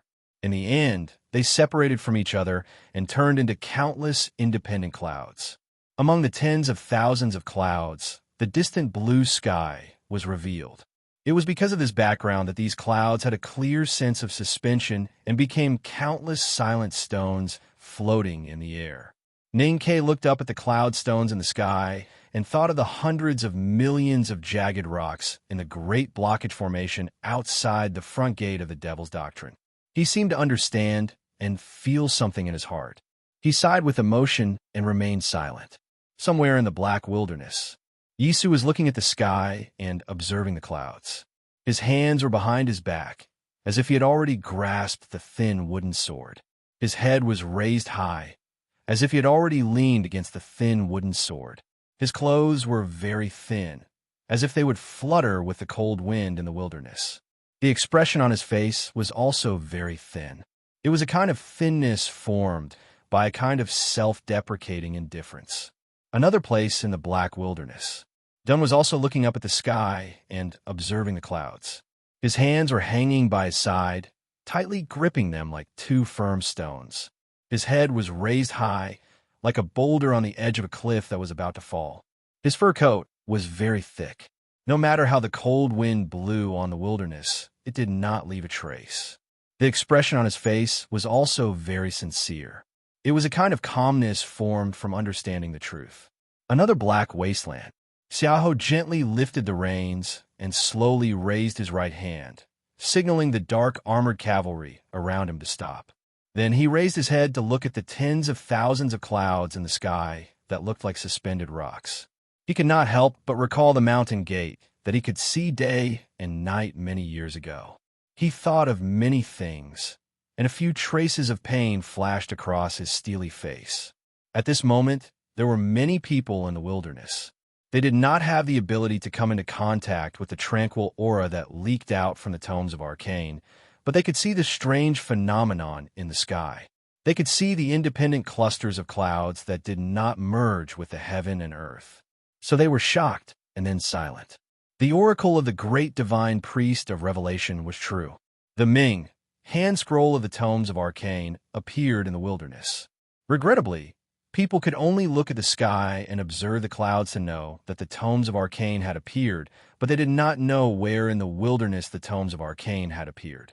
Senior brother, since the Tomes of Arcane are in your hands, why didn't you tell them before? They didn't ask me, and I really didn't want to tell them. That makes sense. You can't tell anyone except the people of the Academy. Yes, if I told them, they would definitely come to rob me. I don't want to fight with them. I've said that I'm not good at fighting. Xiaohou and the others are very strong. It's very hard to defeat them. Ning-Ke noticed that eldest brother did not say it was very hard, but just hard. He could not help but laugh after being startled. Youngest brother, what are you laughing at? Nothing. I just think that eldest brother is really a wonderful person. Oh, what's so wonderful about it? Everything is wonderful. Well, I don't really understand this sentence. Eldest brother, youngest brother? How do we close this Tomes of Arcane? We can't always leave it open. The reaction of the sky is so strong. What if someone really finds the traces and chases after us? There are usually 3 steps to close the tomes. First, eldest brother. Youngest brother. There's something strange about this Tomes of Arcane. I took a look at it, and my sense of perception was so shocked that I want to vomit blood. That's why I want to close it. Now that I'm talking to you, I feel like vomiting blood even more. So can I trouble you to help me? Oh, I see. Eldest brother. Youngest brother? Why don't you talk? Didn't you ask me to help? When Junimo was young, he got angry easily when I talked to him. At that time, he was like you just now, saying that he wanted to vomit blood. The so-called help, of course, is to shut up. I'm talking about the book. Of course. I'll remember the precautions when talking to you in the future. Oh, I see. A hand reached out from the reddish firelight. It was eldest brother's hand. The cover of the old book was extremely heavy for Ning K, and it was mixed with infinite pressure. Just a glance at it would make his sense of perception shake and break. However, it did not show any abnormality in eldest brother's hands, and it was closed with a gentle lift. As the pages were closed, the tens of thousands of clouds in the sky gradually dispersed and merged with each other. They returned to the gloomy and continuous stretch of wet cotton wool, covering the whole wilderness. Those powerhouses in the wilderness who sensed the celestial phenomenon and looked up at the clouds were silent for a long time. Then, with mixed emotions, they left silently. It was almost dusk. A very faint red sunset shone through the clouds and shone on the cold forest in the wilderness. The warm stream, which was like a young girl's hair, reflected countless golden threads. The big black horse jumped like a clumsy monster sparrow by the stream. The beautiful young talisman master in a white coat chased after it. The color of the bonfire by the forest was getting darker and darker. Eldest brother put the leftover potato skin at his feet and asked slowly, "Did you find the Howren sword?" Ninkei did not find the Howren sword that belonged to youngest uncle in the front gate of the Devil's Doctrine. But he knew what eldest brother really meant. So he nodded and said, "It's not the real sword, but I found it." Eldest brother looked very relieved and happy. He sighed and said, "That's good." After a moment of silence, Ning K asked very seriously, "Senior brother, why did you choose me to inherit youngest uncle's mantle?" The Ming hand scroll of the Tomes of Arcane had always been in the Academy. Of course, the Academy would not compete with other sections. It could only be for the mottled sword marks left by youngest uncle and the aura that wanted to return to the sect. Those sword marks and aura represented youngest uncle's spirit and mantle. They had been wandering outside because the front gate of the Devil's Doctrine was covered. Decades later, the front gate of the Devil's Doctrine was opened according to the heavens. It was at this time that the Empire and the Academy changed the plan for autumn practice and asked Ninkei to lead the team to the wilderness. Now he naturally understood why. However, there were so many senior brothers and senior sisters in the back mountain of the Academy. He had the lowest state and the least experience. He had never met the headmaster of the Academy. Naturally, he was not the most favored one. So why did he inherit youngest uncle's mantle? Because this is your lucky chance, youngest brother. Eldest brother looked at him with a gentle expression. His clean eyes seemed to be able to see through Ning Kei's heart. Ning Kei murmured and repeated, "Lucky chance." What is lucky chance? In Headmaster's words, it is those inexplicable but natural karma. However, Headmaster doesn't believe in lucky chance, but I do. In my opinion, Master Lotus, the Divine Hall for 1,000 years, the desolate man's invasion of the South, are all the same. Youngest brother, you are the same. Eldest brother said, "You wanted to enter the Academy, so you entered. His Majesty needed you to come to the wilderness, so you came. You could feel youngest uncle's aura, so you went. When night came, the front gate of the Devil's Doctrine, which had been sealed for decades, opened. You were there, so you entered. There's no need to use logic to explain it, and it can't be explained. But it has its own cause and effect. So this is your lucky chance, not mine, not Junmo's or the other junior brothers and sisters." Ning Kei raised his head and looked at the vast, snow-capped mountain in the distance. He thought about how he had left Chong, and when he was young and grew up in the south of Min Mountain. 10 years later, he came to the north of Min Mountain. As the youngest disciple of the academy, he inherited youngest uncle's mantle. It seemed that something had really played a role in this. After an unknown period of time, he finally got rid of the inexplicable melancholy, and when he turned around, he met his eldest senior brother's gaze that was as clean as pure water. He couldn't help but be slightly stunned, and then he felt slightly sad. When he mentioned the front gate of the devil's doctrine to eldest brother, he did not mention the most secretive part. This was the reason for his sadness. When he met eldest brother for the first time in the academy last spring, he was afraid of eldest brother's cleanliness and the aura that made people unable to hide their sincerity. Now that he knew that eldest brother was his eldest brother and would definitely treat him well, he naturally did not fear him anymore. However, he felt more struggling and painful. Should he tell eldest brother about joining the devil? It was almost night, and the stars were already out. Darkness was about to cover the entire wilderness. The bonfire by the frost forest looked brighter and brighter. As the winter wind blew, the flickering flames illuminated Ninkei's face. Ninkei looked down at the bonfire in front of him. After a long silence, he finally made up his mind and said in a slightly tense voice, "Eldest brother, did youngest uncle join the devil? Was that why he was punished by heaven?" Eldest brother looked at him quietly and said, "Yes." Ninkei raised his head and asked, "Then I inherited youngest uncle's mantle." Eldest brother said with a smile, "The Howren sword has the Great Spirit, and the Great Spirit has the Great Spirit. I have also learned the Howren sword." Ninkei shook his head and said, "No." Eldest brother seemed to know what he was struggling about. He waved his hand to stop him and said with a smile, "Youngest brother, if you really don't know how to face some things, then you could talk to the teacher about it in the future. At a certain resort, I'm quite lucky. While many authors can't go online, I can. I can hold on. I'll definitely not be disconnected tomorrow. It's just that I'm not good at writing. If my writing is a little rough, please forgive me. Then, I strongly recommend Skeleton Fairy's new book, Templar. The book number is 233-6338. I'm also very curious as to what kind of story this hot-blooded fellow will come up with in the Xinxiao world. To be continued. If you like this work, please come to Chidian. Come to vote for me. Your support is my greatest motivation. Chapter 318. Ninkei vaguely understood the meaning of eldest brother's words, but he was not sure if he really understood. His mind became a little confused, and he fell silent. Eldest brother looked at his expression and guessed his mood at this time. He smiled and changed the topic, saying, "Youngest brother, I don't know if you are willing to exchange your big black umbrella with me now." Hearing this, Ninkei recalled the day when he first entered the academy and met a scholar in an old robe at the entrance of the alley. The scholar said that he was willing to exchange the water ladle at his waist for the big black umbrella, and he could not help laughing. At that time, he did not know that the scholar would become his eldest brother in the future. It was already late at night, and the bonfire by the frost forest was getting brighter and brighter, like a passionate red dancer dancing. Shanshan, who rode the big black horse for a walk at dusk, came back. The big black horse trotted happily as if it was also dancing.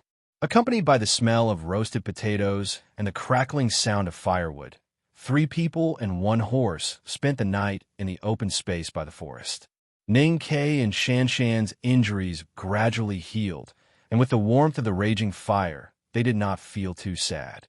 When they woke up the next morning, they were about to embark on the journey back to the south. Eldest brother found an old carriage and a few nooses.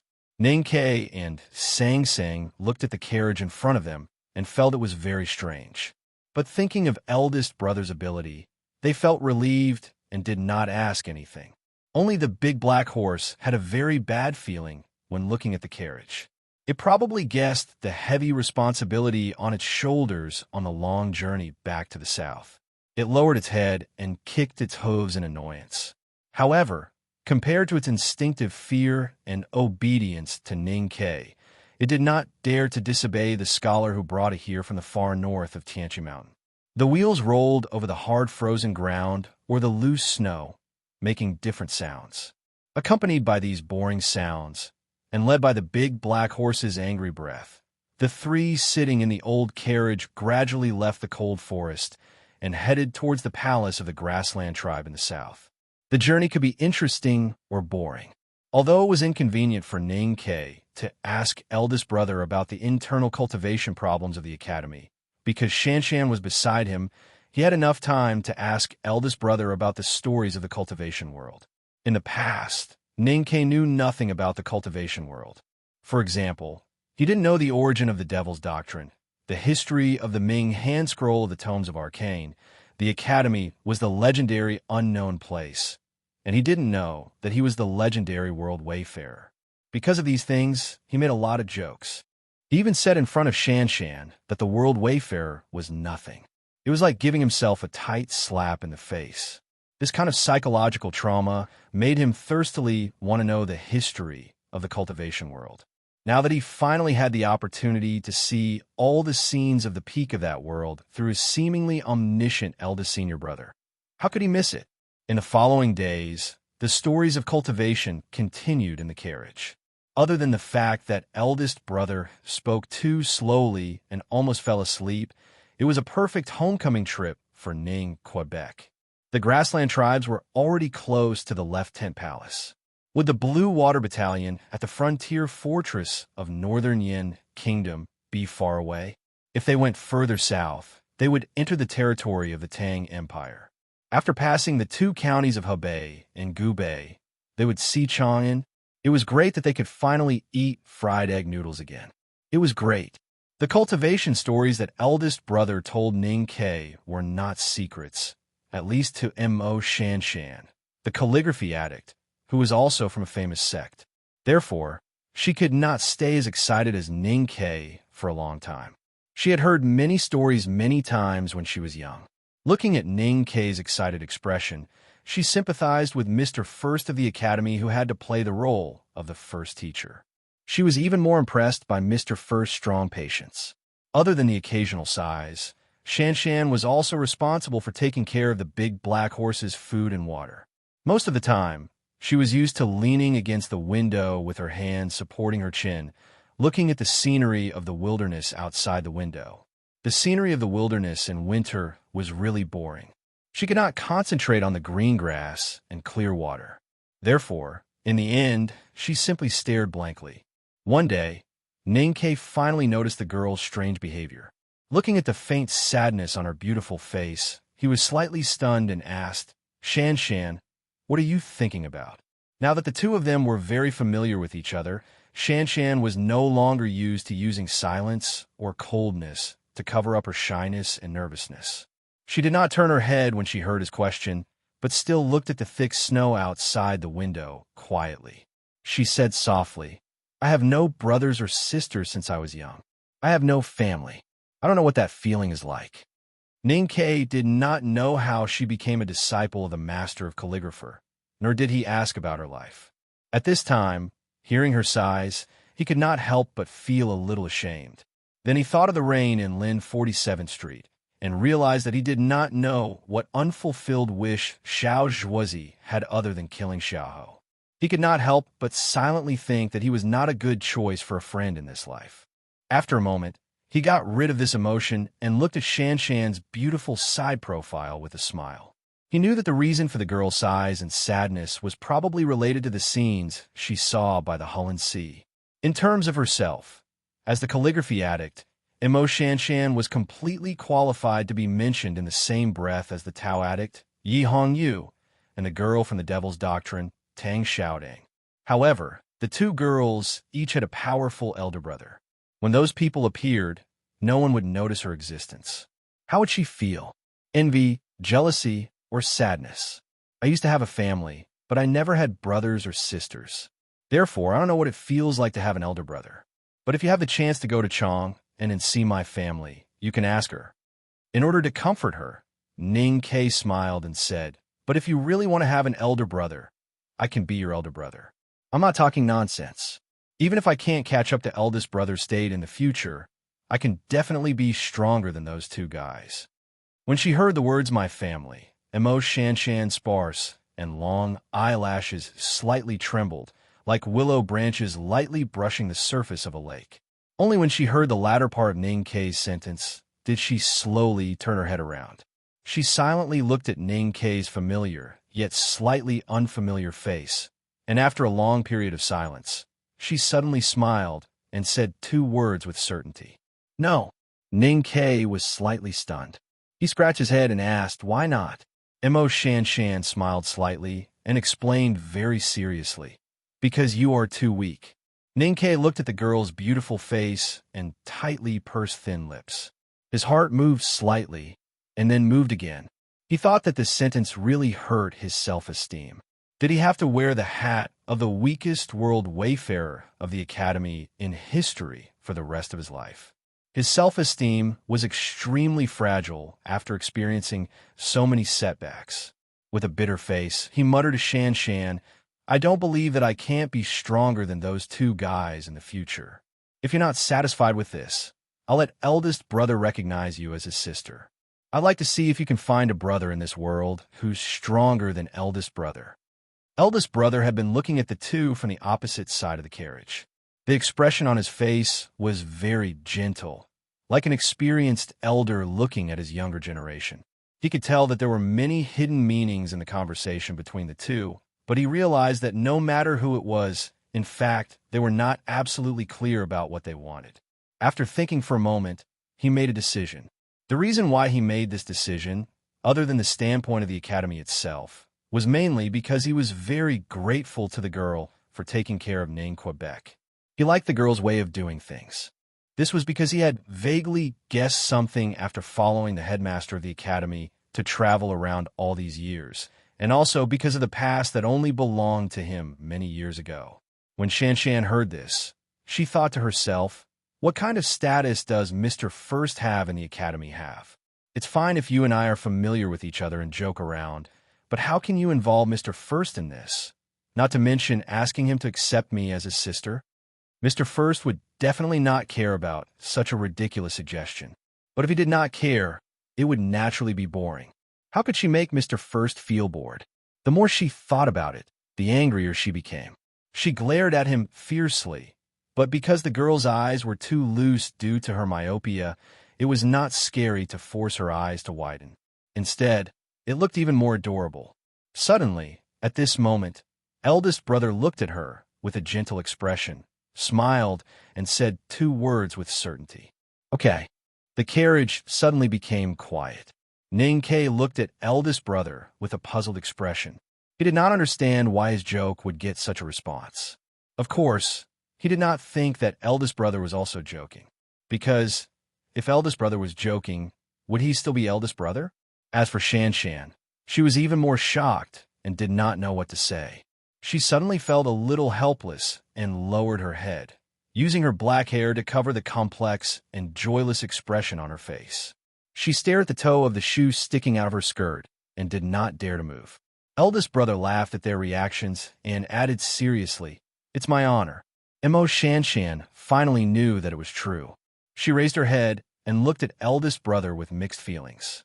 She knew what kind of lucky chance it was to be able to call Mr. First brother and sister of the Academy brother and sister. She also knew how much benefit it would bring to her.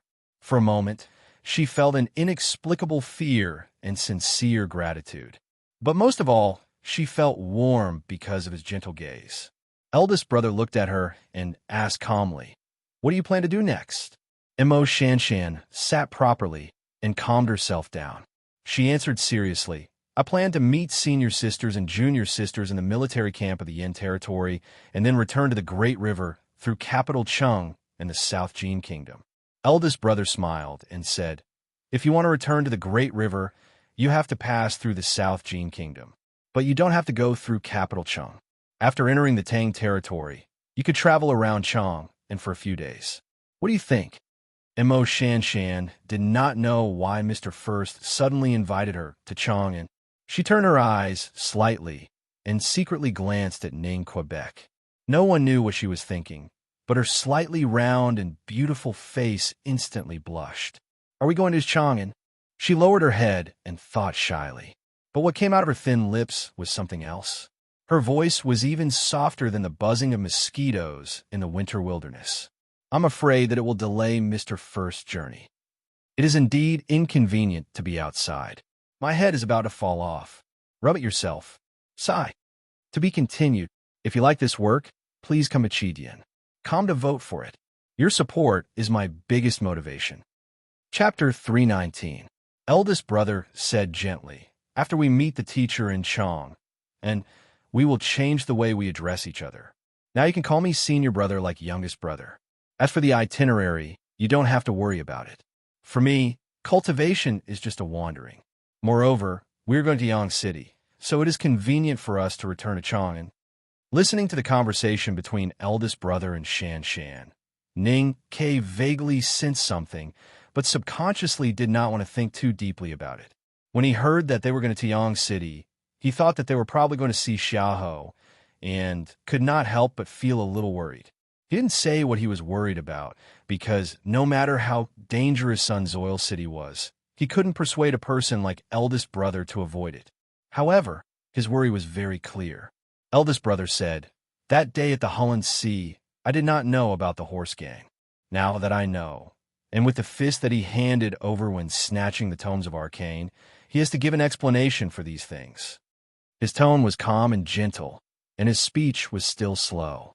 What he said was very simple and clear, because it was based on a simple and powerful logic. No matter if you were from Haotian Taoism or the Devil's Doctrine, no matter if you were from the imperial family or the world's famous general, as long as you wanted to be the enemy of the academy, then you must give an appropriate explanation. In this world, no one had to give such an explanation for a long time, because no one dared to disrespect the back of the mountain of the academy. The last time someone had to give an explanation was the peach blossoms on the West Hill Divine Palace's Peach Mountain. The wind on the wilderness kept howling from day to night, rolling up the thick snow on the surface of the wilderness. However, it could not find a clean place to throw the snow, so it could only fall to the ground helplessly. The snow was still so thick that neither the rolling wheels nor the unwilling hooves of the horses could make too obvious a sound on it. One day, the wind and snow gradually stopped, and the winter sun poked its head out from behind the clouds, casting a sneaky but not enthusiastic look at the ground. Suddenly, there was a dense sound of horse hooves behind a slight hill in the distant wilderness. Although it was dense, it was still clear that there was only one horse, so one could imagine how fast that horse was. The big black horse dragged the heavy carriage forward with difficulty in the snow. It lowered its head and slowly smacked its thick lips, looking extremely listless. When it heard the sound of horse hooves in the distance, it suddenly raised its head and looked in that direction. Its black eyes rolled quickly, looking extremely vigilant and inexplicably excited. A white shadow dashed out from behind the snow-covered hills like an arrow. It was a majestic, snow-white horse. It was the mare that had been in the limelight at the Royal Court horse race, but had been defeated by the big black horse in the end. A beautiful girl in a leather coat sat on the back of the horse. She was a princess of the Yuelan kingdom, Luchinjia.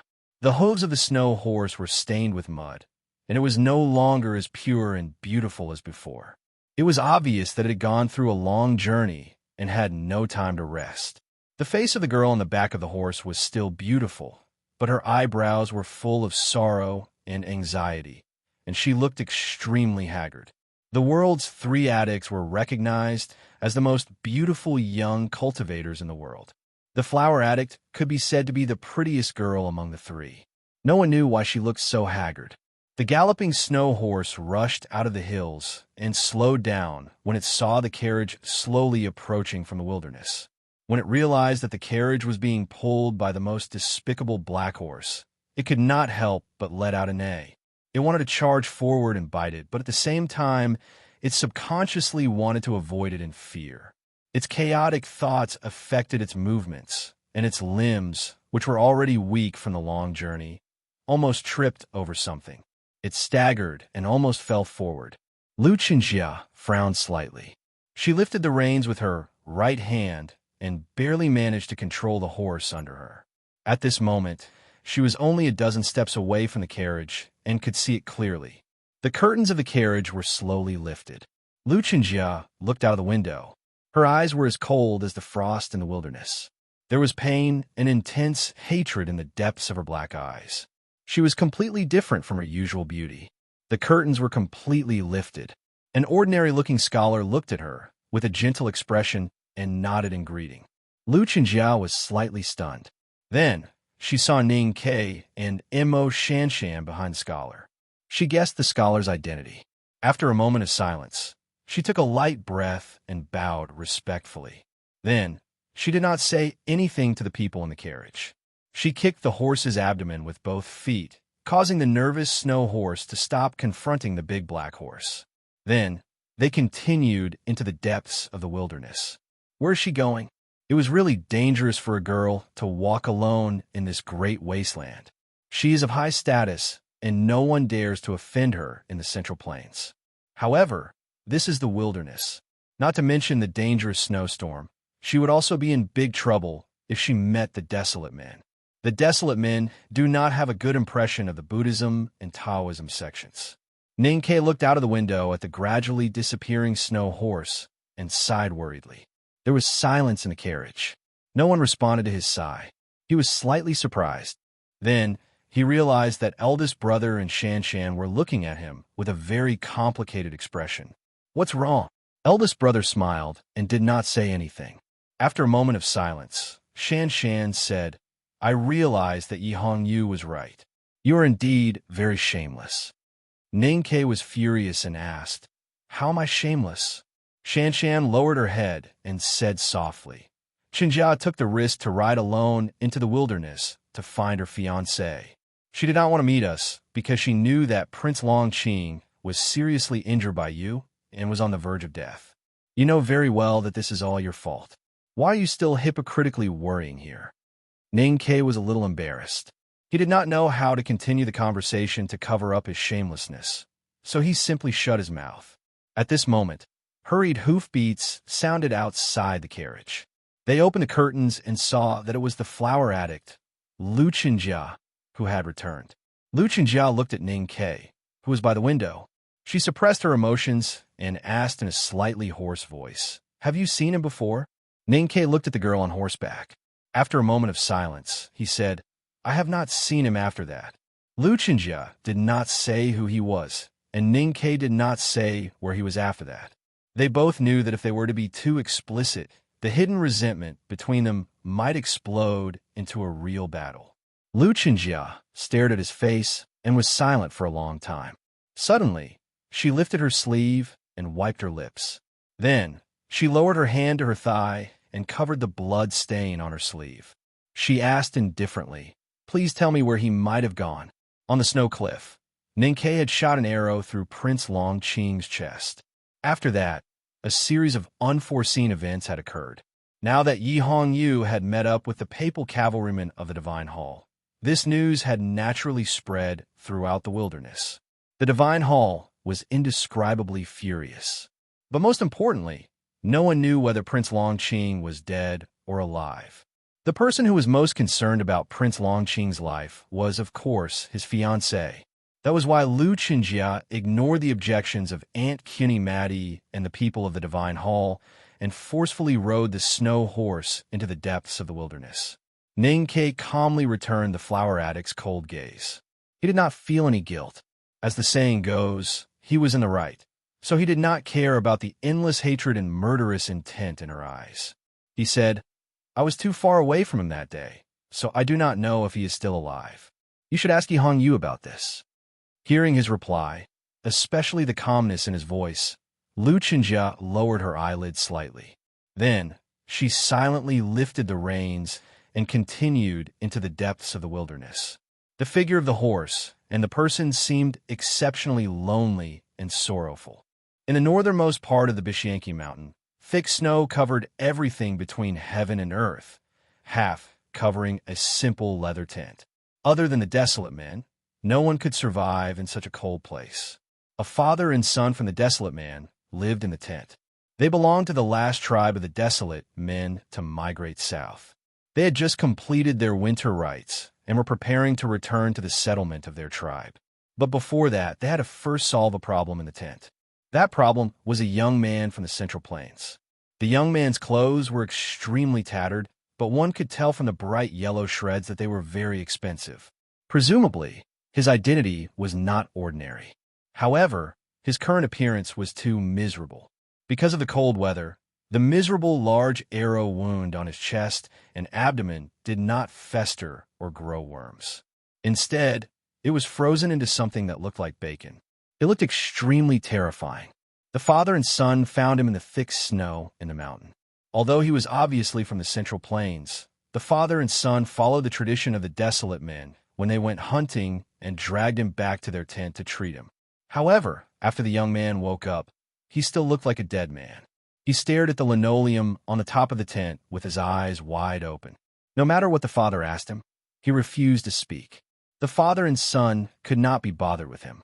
They continued to go in and out of the snowy mountains every day, looking for small beasts that were looking for traces. They worked hard to complete the hunting tasks required for the winter rites. When they dragged their heavy and tired bodies back to the tent, they casually fed the young man a bowl of meat soup and did not do anything else.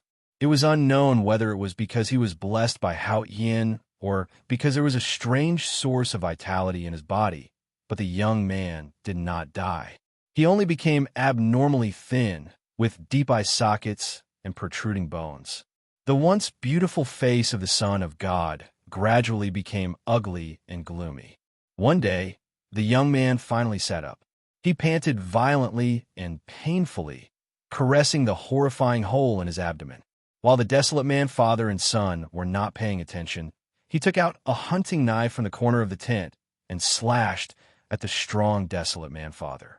The desolate man father did not expect that the young man he saved would sneak up on him. He only had time to turn his body when the hunting knife came at him. Fortunately, the young man from the Central Plains had suffered such a serious injury and was extremely tired and weak. It was difficult for him to even pick up the hunting knife, so he did not have the slightest bit of strength. In addition, the desolate man's skin was as hard as iron, so the knife only made a very shallow white cut on the desolate man's shoulder. With a crisp slap, the desolate man boy, who was about to turn 12, knocked the young man from the Central Plains to the ground with a sullen face. He then began to curse loudly. However, the desolate man boy's voice was clear and bright, and his pronunciation of the Central Plains language was stiffer than his father's. His cursing was as clear as the shattering of an icicle, but did not sound too dirty. The young man from the Central Plains did not listen to what the desolate man boy was cursing. He fell to the ground and coughed violently in pain. He looked at his trembling hands, and his eyes were so dim that they looked like candles that could be extinguished at any time. I'll definitely have to drink tonight and tomorrow night. I didn't drink much during the annual meeting, but who would have thought that the world is unpredictable? It's still the same old saying, I work hard and keep updating. The people around me really saw my hard work. My comrades at the annual meeting were all shocked, thinking that Old Cat really didn't stop updating. Sigh, it seems like my laziness has become a thing of the past. I need to change, just like that young man in the wilderness. To be continued. If you like this work, please come to vote for me. Your support is my greatest motivation. Chapter 320. There was dead silence in the tent. The young man looked at the hunting knife on the ground without saying a word, and no emotion could be seen on his face. After a long time, he seemed to recall something from the past, and a faint glimmer of light returned to his eyes. He held on to the ground and sat up with difficulty. He looked at the desolate man father and son and let his usual solemn and sacred expression return to his face. He said solemnly, "So sneak attacks are not that interesting." It was a very strange sentence, but he said it very seriously and solemnly. His tone was still the same as it had been for the past 10 years, calm and gentle, but with an innate arrogance and condescending indifference. However, he was no longer the beautiful divine son of West Hill, but a withered and filthy wanderer. Therefore, this expression on his face was extremely incongruous and even a little ridiculous. The desolate man father and son thought he was ridiculous, but they did not laugh. The desolate boy picked up the hunting knife on the ground and walked up to him, wanting to cut off his head like the beasts in the snow mountains. Seeing the shadow of the hunting knife coming towards him, the noble young man who had fallen to the wilderness finally felt the shadow of death, just like when he felt the arrow on the snow cliff. In fact, he was not unfamiliar with this feeling. In the first half of his life, he had seen the fear and confusion of countless prisoners when they were about to die in the Serene prison. However, at that time, he had never associated this feeling with himself. The young man from the Central Plains was not afraid of death. At least he thought he was not. However, he really did not want to die in the hands of Desolate Man Boy. This way of dying was too absurd and unbefitting of his identity. He did not die because the Desolate Man Father stopped his son. The Desolate Man Father looked at his son and shook his head. He lectured, "Since we desolate men have saved people, there is no reason for us to kill them. Moreover, this young man from the Central Plains is obviously crazy. It is not auspicious to kill a madman." The Desolate Man Boy asked, "Then what should we do?" "We can't raise a madman." The Desolate Man Father explained, "Since he wants to kill us, we can't raise him anymore. Throw him out and let him fend for himself. Yama will decide whether he lives or dies. This is the fairest way." The temperature of the tent was extremely low. The young man was seriously injured and was on the verge of death. Without the warmth of the tent and the bonfire, he would have died in a short while. The Desolate Man Father and son knew this very well. However, even if the Desolate Man had compassion, they would not be stupid enough to overflow. The father carried the young man out of the tent like a chick and threw him far away into a pile of snow. That young man was naturally Prince Longqing. On the snow cliff in the depths of the Tianqi Mountains, he was shot through the chest by Ning Kei's primordial 13 arrow when he was at the critical juncture of breaking through the knowing destiny state. That arrow not only almost killed him on the spot, but also destroyed his cultivation state and confidence. History had already proven that being disturbed by external objects at the critical juncture of breaking through the realm would have serious consequences, such as being devoured by the qi of heaven and earth. Ning Kei's primordial 13 arrow was definitely not an ordinary external object or inner devil. The impact on Prince Longqing was not as simple as being devoured by the qi of heaven and earth. Because of that arrow, he could no longer cultivate for the rest of his life. In other words, he had turned from a powerful cultivator who could enter the knowing destiny state the fastest into an absolute wastrel. Some people were still alive, but they were already dead. They were even more painful and desperate than death. That day on the snow cliff, Prince Longqing was such a person. When the Tao addict pulled him back from the brink of death, he fell off the snow cliff like a walking corpse and walked towards the north of the wilderness in a daze. He went north because the night was longer there. Prince Longqing felt that the light of Haoyan had abandoned him, so he chose to die on the other side of the night. At least this way, he would not stain Haoyan's eyes. It was cold and snowy. He thought that he could become a zombie in the snow at any time. However, he did not know whether it was because of the pure Taoist aura that Yi Hongyu had poured into his body or the effect of the pill from the Jisho Abbey. He did not fall down. He walked painfully for a few days and then passed out in the mountains. If nothing else had happened at that time, when the pure Taoist aura in his body was gradually released and the effect of the pill completely disappeared, he would eventually become a corpse in the deep snow in the north of Tianqi Mountain. No one would ever discover his death. It would not be until thousands or tens of thousands of years later, when the weather changed again and the snow melted and the frozen corpse was revealed. However, who would remember a person called Prince Longqing thousands of years ago? After being rescued by the desolate father and son, Prince Longqing was still perplexed, but his desire to die had faded a little. Because no matter who it was, after experiencing a soulless struggle between life and death, they would always have stronger feelings for the human world. Being able to live made him feel good to the desolate man, father and son. However, deep in his bones, his hatred for the devil's doctrine and contempt for the desolate man still existed. The stronger the gratitude in his heart, the more pain and torment he felt. After a long period of silent thinking, he decided to defeat the desolate man, father and son, and then said something that he had never had the chance to say. I forgive your sins on behalf of Haotian." Prince Long Qing, who was in the tent, was in a very chaotic state of mind and logic.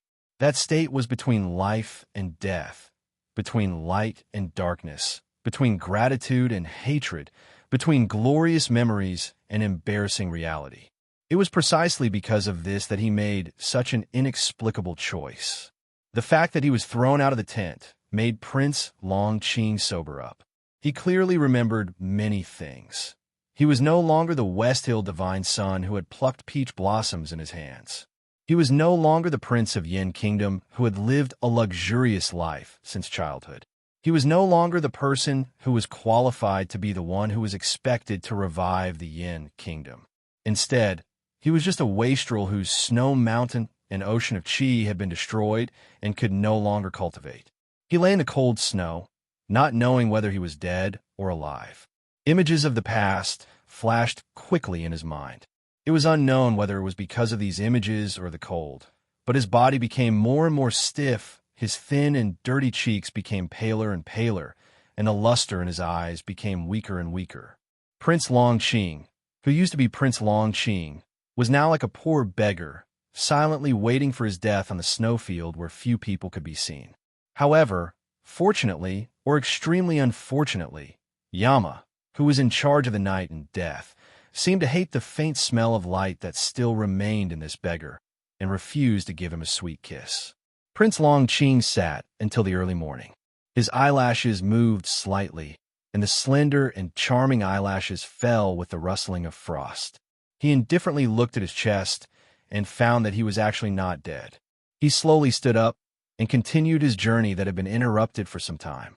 He walked toward the far north that was still immersed in the darkness of the night. Under the interaction of the wind, snow, and cold, the luxurious coat finally could no longer support itself. Threads of it fell behind him, and the bright yellow color had long faded. There was only a close-fitting undergarment left on his body, which was stained with black blood and black soil. It was so dirty that it was hard to tell whether it was blood or soil. He walked until noon, and the blazing sun shone on his head. However, there was no heat at all, as if it did not exist. He weakly looked up at the sky and squinted with difficulty. Then, he used all his strength to take a step forward. He felt something strange on the sole of his foot. When he looked down, he found that his shoe had been broken, and a sharp piece of ice had pierced deeply into the sole of his foot. However, he could no longer feel the pain. Prince Long Qing weakly continued to walk with thin clothes, bare feet, and a seriously injured body. He did not know where he was going. He just followed the intuition deep in his heart, aimlessly but never deviated from the direction of the north. The darkness there had always been attracting him before his death, just like the light in the past. He did not know how long he had walked. Because he was too weak, he walked slowly, so he did not know how many miles he had walked. He did not feel hunger or pain, and those instinctive human desires seemed to gradually fade under the double torture of despair and death. However, he had to continue to walk north. He did not need to eat, but he had to support his body that could fall at any time. Therefore, he broke a branch on the road and used it as a walking stick. It was difficult for trees to survive in the wilderness of the far north. There were no thick branches. The thin branch only supported him for a few thousand feet before it broke. His body fell heavily on the snow, and some gray blood flowed out from the corner of his mouth. He struggled to get up, and his face was still expressionless. He stared blankly at the seemingly endless wilderness in the north, sighed softly, and then sat down. He did not know how many days he had walked, and how many miles he had walked, but he still did not walk into death, nor did he walk to the dark north. He felt a little regretful. He quietly looked up at the sky, watching the twilight gradually replaced by night. He sat in the cold wilderness for an entire night until the morning arrived. The first ray of sunlight shone on the monotonous snowy plain and shone on his slightly squinted eyes. Because he no longer had eyelashes, his eyelids appeared particularly smooth. It's finally dawn. He looked at the first ray of light in the east and murmured in a hoarse voice, "How good it would be if the sky would never be bright again. Why am I so afraid of seeing the sky now?" The hurried sound of horse hooves came from the south. Prince Longqing looked at the east in a daze, completely ignoring the sound coming from behind him. The sound of horse hooves came closer and closer. There was still a long distance between them. Lu Chenjia jumped down from the back of the great snow horse and rushed to his back. Then she slowly squatted down and opened her arms to hug his body from behind. The great snow horse swayed and almost fell on the snowfield. It had been running for thousands of miles nonstop for days and nights. No matter how spirited it was at its weakest. Lu Chenjia hugged him gently and pressed her face against his. She did not dare to use force, but she also did not want to let go. It was as if she was worried that the man she loved would disappear again if she let go. She walked towards the darkness. After these days, a smile finally appeared on Prince Longqing's face. He looked at the faint morning light in the east and gently sniffed the scent coming from the side of his face. He said in a hoarse voice, "Don't you feel that you're hugging a corpse?" Lu Chenjia lowered her head and said with a smile, "If you were willing to look back at me, you would know that I look terrible now. The coming night is indeed a story with love. If you like this work, please come at Chidian. Come to vote for me. Your support is my greatest motivation." Chapter 321. She was the most beautiful flower addict among the 3 addicts in the world. After hearing the sad news, she did not hesitate to change into a plain robe and rode a white horse into the wilderness. She galloped for thousands of miles without rest. Her face was covered with frost and dust, but she was not haggard. Compared to her usual beautiful face, she was indeed ugly. Prince Longqing did not turn back to look at her face. His gaze moved from a morning light in the east to the dark night in the north. He sniffed the slightly sour smell and felt a slight sourness in his heart. He knew that his fiancée loved cleanliness the most. For her to have a stench of sweat in such a cold winter day, one could imagine how she had endured the entire journey. Because of the sourness in his heart and the exhaustion in his body, he suddenly felt tired. He looked down at the ugly wound on his chest and said indifferently, "I once had a dream." Lu Chenjia did not know what he wanted to say. She only hugged him gently and pressed her face against his thin and dusty face. "When I was climbing the last few steps in the back of the mountain of the academy, I had the deepest dream. In that dream, I faced the most difficult choice in my life. However, I did not have much time to think before I reached for the Taoist sword at my waist." Prince Longqing looked at her hands that were wrapped around his chest and said in a hoarse voice, "Then I pulled out the sword and pierced it through your chest. Even though you looked at me so sadly, I still did not turn back." A gust of morning wind blew. It was cold even though there was no snow. Lu Chenjia's body stiffened and she hugged him tighter. This was because she could hear some emotions in his indifferent voice that made her feel afraid. In fact, I was in pain too. However, I did not regret it because I firmly believed that it was the right choice. Prince Longqing raised his hand with difficulty and pointed to the black hole on his chest. He said, "After many years in that strange dream, my chest was pierced through by a wooden sword, just like how I pierced you in the dream. I did not die. A flower grew out of my chest, a flower made of gold. That golden flower was so beautiful and could even be said to be perfect. It reflected the light of Hao Yin and was incomparably solemn. The golden flower on my chest is my compensation for giving up everything to serve Hao Yin. I hold the Taoist sword in my hand and walk on the path of light with the golden flower blooming on my chest.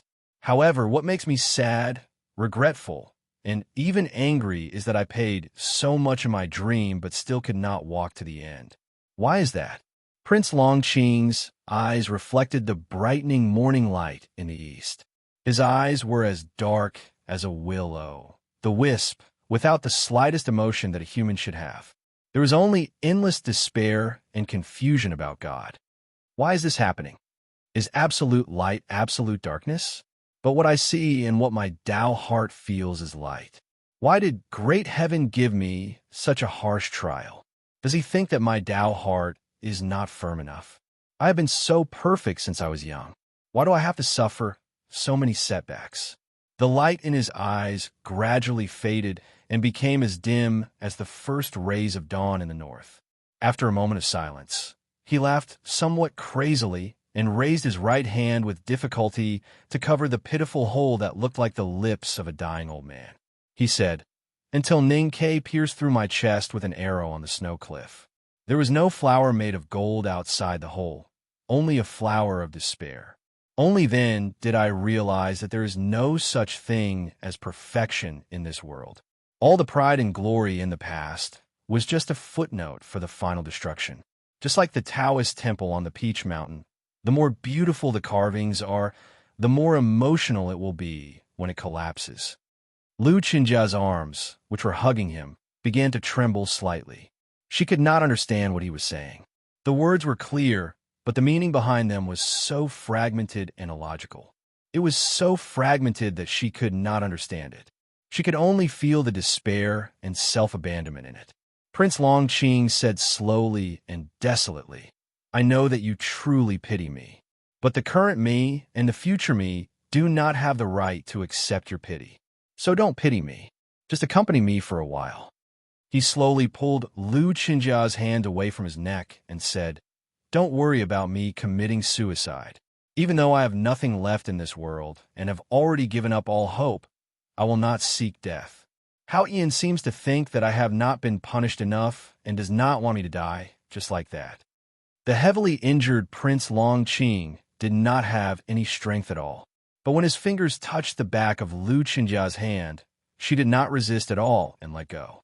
Lu Qinjia knelt beside him and looked at the side of his face, which was no longer handsome and even looked exceptionally cold and ugly. There were no tears or sadness in her eyes, only love and pity that came from the depths of her heart. "You just said that there is nothing perfect in this world. That means that there is nothing that cannot be changed. Whether it is your arrow wound or your future cultivation, it will definitely return to normal. The Hierarch Lord can cure you, and I can also ask my aunt to find the way to the Xiankong Temple. The Vedanta of the Buddhism sect will definitely have a way to cure you." Prince Longqing said, "When a person is about to die, his Taoist heart must be clear. I have never been as weak as I am now, but I have also never understood myself as well as I do now. When my sense of perception was destroyed when I broke through the realm, I have no hope of cultivation in this life. The Hierarch Lord cannot do it. Even the divine priest of light in the U prison cannot do it, and those silent fellows in the Buddhism sect cannot do it either. Don't have any false hopes. No one can change my fate."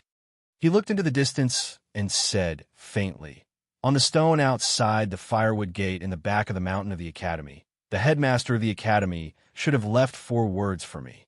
I had originally forgotten them, but a few days ago, before I died, I somehow remembered them. Those 4 words were, 'A gentleman does not fight.' At that time, I did not understand the true meaning of these 4 words, but I thought I understood it very well. That was why I felt unreconciled and even contemptuous towards it. Instead, I wanted to fight even more. Only now do I understand that the headmaster of the academy was talking about my character, and a person's character determines his fate. I have been fighting all my life. Although you all do not know the true relationship between my brother Chongming and me, I have indeed been fighting with him, and the whole world knows that I am fighting with him for the throne of the secular world. In the Revelation Institute, I also fought. I wanted to fight for the position of the chief disciple, because I was not willing to accept that I would be humiliated and ridiculed once the divine priest who doted on me lost his power. I fought for my dignity then. In the judicial department, I fought even more. Facing a crazy woman like the Tao addict, if I did not fight for power, how would I be qualified to sit opposite her? How would I be qualified to sit on the seat of heavenly black jade in the future? I was once glorious and victorious. I thought that was the result of fighting. Now that I have fallen into the abyss of despair, I finally understand that the headmaster of the academy has long seen through everything. All the sins and despair are the result of my own fighting. It is better not to fight."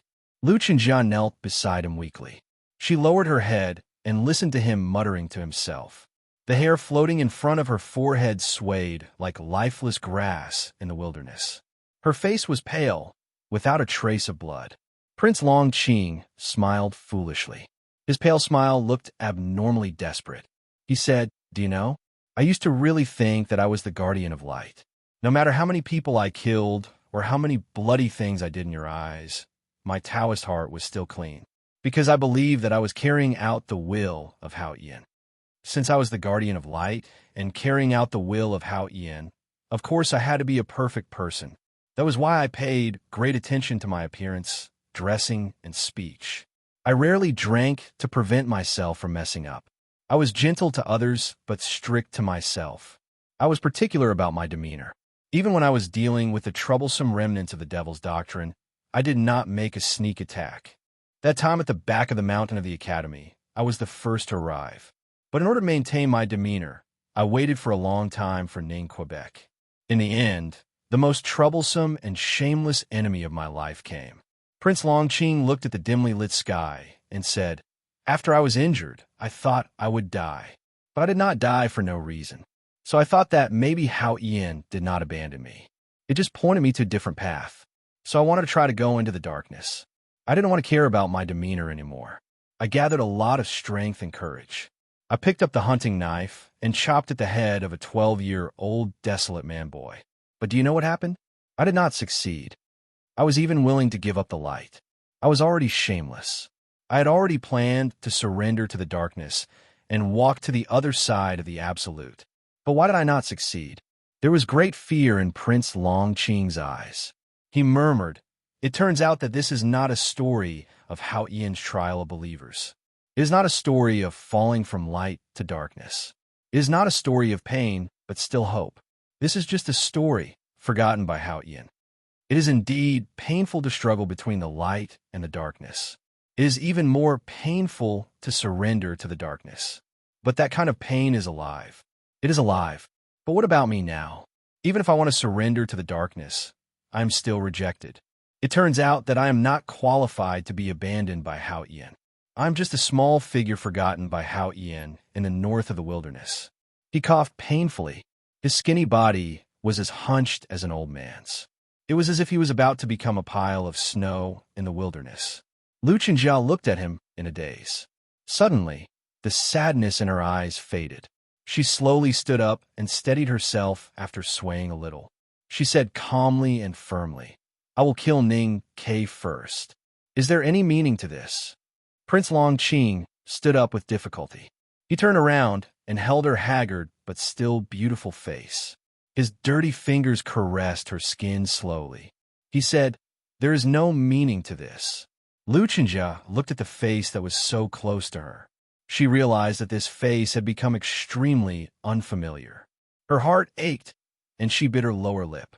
She knew that if she could not get rid of the despair and inner demons in his heart, she would not be able to bring him out of the wilderness. But she also knew that there was no way for him to return to the way he was before. Prince Longqing had known her for many years. From the palace of the Yuelin Kingdom to the Revelation Institute, they had been in love for many years. He knew very well how passionate the flower addict could be. He could guess what she wanted to do just by looking at her expression. He took 2 steps back with difficulty and distanced himself from her. He shouted coldly, "Don't try to knock me out. I'm a useless person. But I don't want to be like those useless people who say things like 'don't pity me' and 'please stay away from me.' I just want to say a few simple words to you, can't I? Why do you have to do such disgusting things like those scholars and beauties? Do you want me to cry like an idiot?" Prince Longqing's voice was hoarse as he roared angrily at her. Lu Chenjiao looked at him with a pale face. She held her hands in front of her chest as if she was begging. It also seemed like she was trying to use this action to soothe the pain in her heart. It also seemed like she was trying to show that she would not knock him out. There was a deathly silence in the cold wilderness. After a long period of silence, Prince Longqing restrained the crazed anger on his face. There was no life or hope on that once perfect face. He spoke slowly, coldly, and with a despairing gaze, he said, "Don't pity me. Don't make me think that you pity me. It would have been better not to have met you today." Lu Chenjia did not say anything. She slowly lowered her hands in front of her chest. Longqing turned around and picked up the broken branch. He continued walking towards the north. Lu Chenjia was silent for a moment. Then, she followed him towards the north. Longqing's injuries were too serious, and his walking speed was too slow. After a long time, he had only walked a few hundred feet. He fell 3 times along the way. The branch flew far away, and he no longer had the strength to pick it up. The wound on his chest split open again. Blood began to seep out of his thin clothes and condensed into beads of frozen blood when it came into contact with the cold wind. Lu Qinjia followed behind him. Her face grew paler and paler, but she did not go forward to help him. Prince Longqing was tired. He sat on the hard ground of the wilderness. He grabbed a handful of snow with his right hand and stuffed it into his mouth to chew. Then he tried to stand up and continue walking north. Unexpectedly, he did not stand firm and fell heavily to the ground again. He angrily hammered the ground beside him. However, because he was too weak, the remaining snow on the ground did not even splash up. Lu Qinjia looked at him silently from behind. Longqing knew that she was behind him. After panting for a moment, he suddenly roared, "I've said what I needed to say. You've already met me. Why are you still following me? If you continue to follow me, I'll die in front of you." Lu Qinjia's body swayed slightly, but she quickly regained her balance. A look of determination flashed across the girl's beautiful face. Even the most delicate flower had thorns and stems. She had her own limits. She looked at the back of the dog-like man in front of her and shouted, "Then die in front of me." Prince Longqing's body stiffened slightly. Lu Qinjia's face was pale, but she stubbornly refused to cry. She shouted, "We've been together for so many years, but you still won't let me see you clearly. So, you won't even let me see you die? But I really want to see you. So if you want to die, then die in front of me. I'll collect your corpse and then go back to the Central Plains to remarry." Longqing was silent for a moment. Then he laughed crazily. "What a crazy woman. Even if you remarry, no one would dare to marry you." Lu Qinjia shouted, "Remarrying is marrying someone else. You'll be dead by then. You don't have to worry about that." Longqing was silent and continued walking north. Lu Qinjia did not speak either. She silently followed him north. The great snow horse followed behind them tiredly. From dawn to dusk, the wind and snow rose again in the wilderness. The cold wind was biting. The snow pressed down on them. They continued walking together. I should be able to write more at night. It should be around 8 or 9 o'clock. To be continued. If you like this work, please come to Chidian. Come to vote for me. Your support is my greatest motivation. Chapter 322. They continued to head north. Prince Longqing walked alone in the wind and snow. The flower addict, Lu Qinjia, followed silently from afar. The snow horse kicked its hooves soundlessly to get rid of its fatigue. They walked from dawn to dusk, and then from dusk to dawn. They did not know how many days they had walked and how far they had walked. The dark night in the north of the wilderness was still so far away. Along the way, Prince Longqing chewed on snow when he was thirsty and swallowed a few mouthfuls of saliva when he was hungry. The more he walked, the weaker he became. It was as if he could collapse at any time. Lu Qinjia had been waiting silently for that moment to come. However, although he fell many times, he climbed up with difficulty every time. She did not know how such a weak body could contain so much vitality. Lu Qinjia looked at the figure dozens of feet away in silence. She maintained a distance and did not move forward because she knew that he did not like it. She chewed on snow when she was thirsty and took out rations from the horse's back when she was hungry. Looking at the figure that was weak because of hunger, it took a lot of effort to suppress the urge to give him food. They walked from the beginning of the snow until it stopped, and from the beginning of the wind until it stopped. The two of them and the horse were still in the cold black and white wilderness. They could faintly see the majestic Tianqi mountains in the distance. It seemed as if they could not walk out of this hopeless world no matter what. One day, Prince Longqing suddenly stopped and looked at the unreachable night in the north. His fingers that were as thin as a withered tree trembled slightly and then relaxed. A branch that he had picked up a few days ago fell from his palm and hit his foot. He looked down at his grayish-white toenail and realized that it was not bleeding. He raised his head and continued to squint at the night in the north. Then, he slowly turned around and looked at Lu Qinjia, who was dozens of feet away. In a hoarse voice, he said, "I'm hungry." Lu Qingjia's eyes became wet, and she almost cried. She forced herself to calm down and took out the rations with trembling hands. She softened them with the warm water that she had secretly prepared every day and then brought them to him. He did not say anything else. He looked at her no longer tender and rough palm and hurriedly swallowed the rations. Then, he rubbed his throat in satisfaction and continued on his way. But this time, he did not go north. There was no sign, no reason, and no words. He thought that he had been abandoned by Hao Yin and no longer tried to go to the embrace of the night. Instead, he turned around and went south to the Central Plains. Lu Qingjia stared blankly at his back. Her joyful mood gradually turned cold. She was sure that Long Qing had not decided to regain his vitality. Instead, he had truly lost all hope, including the darkness. Yes, he was still alive, but was this living Long Qing? She led the snow horse and followed behind Long Qing. She peeked at his face and whispered, "Actually, it's good to go back to Capital Cheng. When we were on Peach Mountain, you often said that you missed the garden of the Imperial Palace. Shall I go with you?" Prince Long Qing glanced at her indifferently. It was no longer the arrogant indifference that came from the bone marrow, but the indifference of a passerby who had given up on himself. He mocked, "How could you be so stupid? Why would he go back to Capital Cheng? Assassinated by those ministers loyal to Chongming? Or was he ordered to die by Imperial Father for the sake of the bigger picture?" Lu Qingjia was stunned and immediately came to her senses.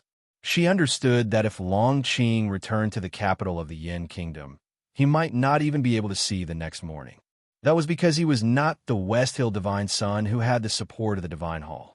He was just an ordinary person who was involved in a dangerous fight for the throne. How could he be lucky?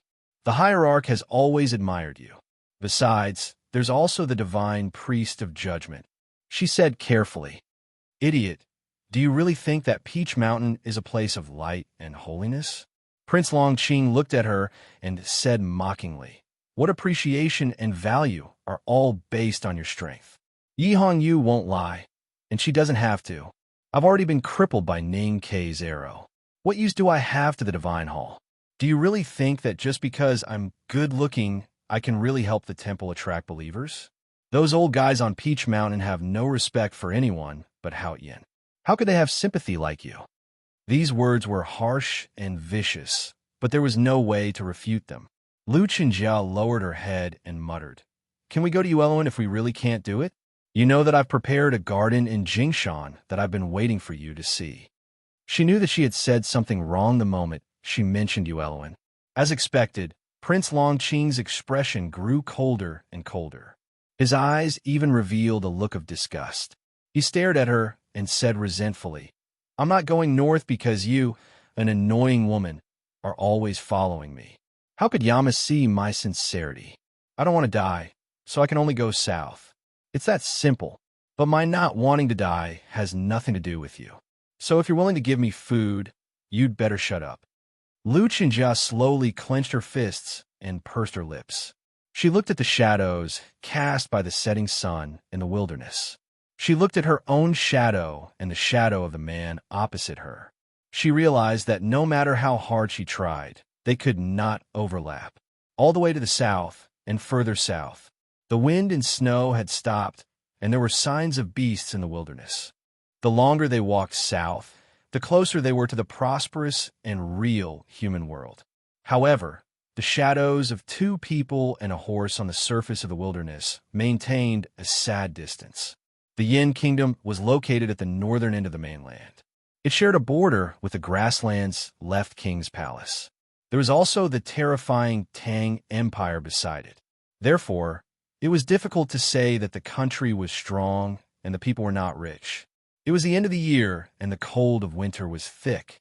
Homeless beggars could be seen everywhere in Capital Cheng. A skinny beggar might arouse the sympathy of the people, but 100 skinny beggars would only arouse the disgust and fear of the people. The restaurant owners on the streets and alleys of Capital Cheng could only see beggars. Naturally, they would not be able to enjoy giving out porridge like their counterparts in Chang'an. Whether the beggars could fill their stomachs depended on their own ability. A beggar as thin as a ghost was walking aimlessly in the streets of Qingjing with a broken bowl in his hand. He didn't attract anyone's attention. The familiar street scene didn't attract his attention either.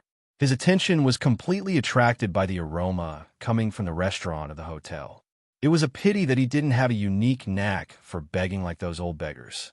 His coat still smelled sour in the cold wind, and his dirty hair was more tangled than the rope at the city gate. It was impossible for him to enter those places. He was chased out by 3 restaurants in a row.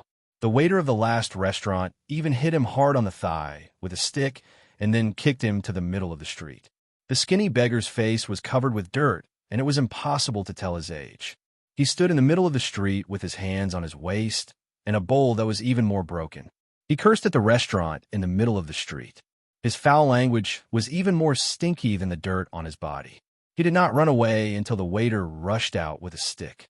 His original identity and demeanor were nowhere to be seen. At the other end of the street, the flower addict, Lu Qingjia, was leading the snow horse. She looked at the scene in a daze. Her right hand gripped the reins tightly, and her eyes were slightly wet. However, she did not cry because she still had hope.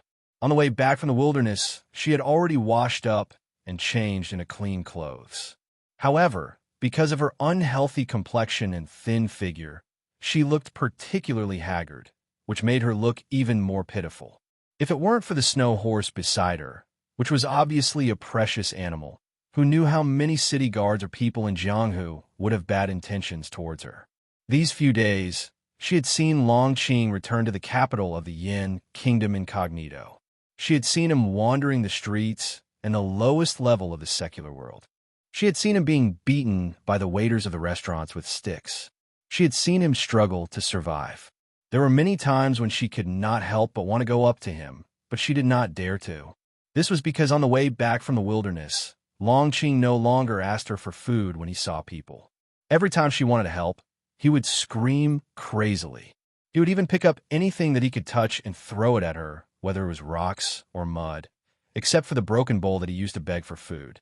Lu Qingjia was very sad. She was sad because of Longqing's current situation. She was sad because Longqing had driven her away. More importantly, she realized that Longqing could only throw rocks and mud at her like a naughty child or a real beggar. Every time she thought that Longqing would also realize this reality, he was sensitive and proud. How painful and uncomfortable would he be? Prince Longqing, who had become a beggar, finally managed to get half a frozen steamed bun from a woman's basket in the evening. He proudly stuffed the steamed bun into his arms. He thought of the half urn of cabbage and clapper soup that he hid in his residence. He hummed a song that he had heard from his classmates in the Revelation Institute in West Hill and left the city in his old shoes. There was a Taoist temple outside the city. Prince Longqing passed by the Taoist temple but did not enter. He did not even look at the Taoist temple. In the past, if the Taoist temple knew that Prince Longqing was outside, it would have cleared out the entire temple and paved the way to welcome him as if he was an ancestor. However, a few days ago, when the little Taoist learned that he wanted to stay in the Taoist temple, his eyes were filled with disdain. That was why Longqing did not stay in the Taoist temple. He stayed in an abandoned Buddhist temple outside the city. Now, Longqing was very dirty. His hair was unkempt and his face dirty. His hair was knotted and could not be untied. Fortunately, it was winter, so the wounds on his chest and abdomen did not rot, and there were no mosquitoes following him. Otherwise, the beggars in the temple would not have allowed him to stay there. When he returned to the temple, Longqing realized that he was not too hungry. At least, he was not as hungry as when he begged for food from the woman in the wilderness. Thus, he decided to save the half-steamed bun for tomorrow. He covered his slightly bulging abdomen with satisfaction and imagined the taste of the steamed bun softened in cabbage and clapper soup the next morning. He fell asleep soundly. Lu Qingjia led the snow horse and looked at the fire in the abandoned temple silently in the night. She knew that there were many beggars inside and that they were probably bragging about their rewards today. After a moment of silence, she turned around and left. However, she did not go far. She rested in a forest not far from the abandoned temple for the night. She thought that Long Qing did not realize that she was still following him. After all, she was a powerhouse in the upper see-through state. Now, Long Qing was just an ordinary person. However, she had forgotten one thing. As a couple who had known each other for many years, she could clearly sense where Long Qing was even without using her psyche power. This had already become a habit or intuition. However, the fortunate or unfortunate thing was that Long Qing also had this intuition. See you all tomorrow. To be continued. If you like this work, please come Chidian. Come to vote for me. Your support is my greatest motivation. Chapter 323. Early in the morning, Lu Chenjiao woke up from a nightmare and saw his face. That face that had already become somewhat unfamiliar and covered in dirt was so close to her, so close that she felt her heart ache and palpitate. Especially that pair of eyes that were no longer clean and bright, but seemed to be covered in some greasy dust. They also revealed an emotionless indifference, making her feel even more uneasy. "I'll leave now," she said in a trembling voice. "You don't have to leave. I'll leave." Prince Long Qing knelt in front of her and murmured painfully, "I beg you not to appear in front of me again. I'm really useless.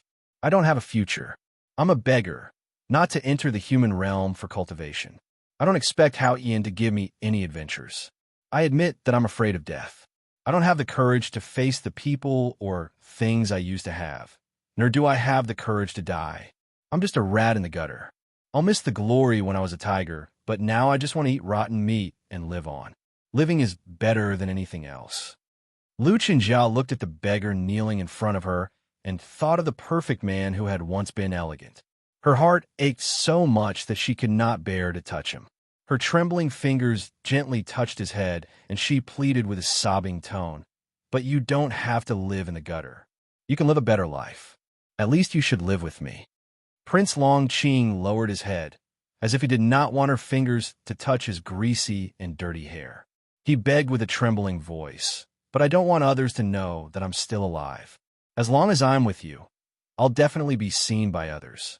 And if I hide in the gutter and live on, no one will know that it's me in the past." Lu Chenjia looked into the distance in a daze.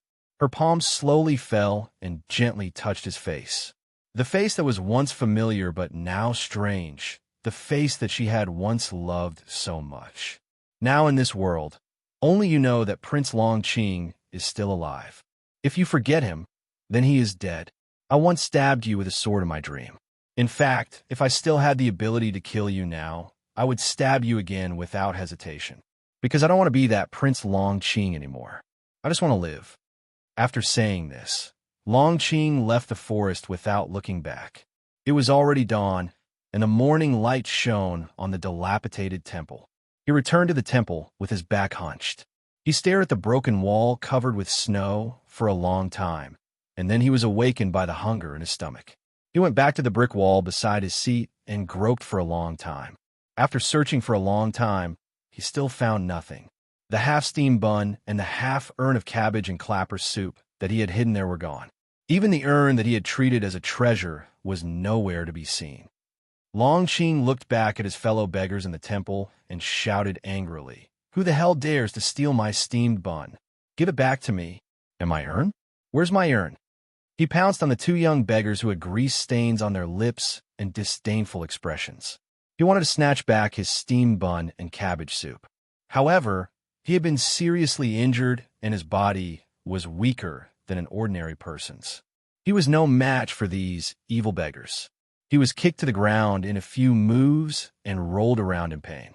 There was a violent cough in the temple. Long Qing kept coughing out blood and was in great pain. The beggars in the temple looked at him without any pity in their eyes. Instead, they were gloating and watching a good show. He wiped the blood stains off the corner of his mouth and retreated to his seat with difficulty. He buried his head between his knees and murmured in pain. "Back then, I lived a luxurious life in the palace and enjoyed endless glory on the Peach Mountain. Why would I care about half a steamed bun? So what if I give it to you?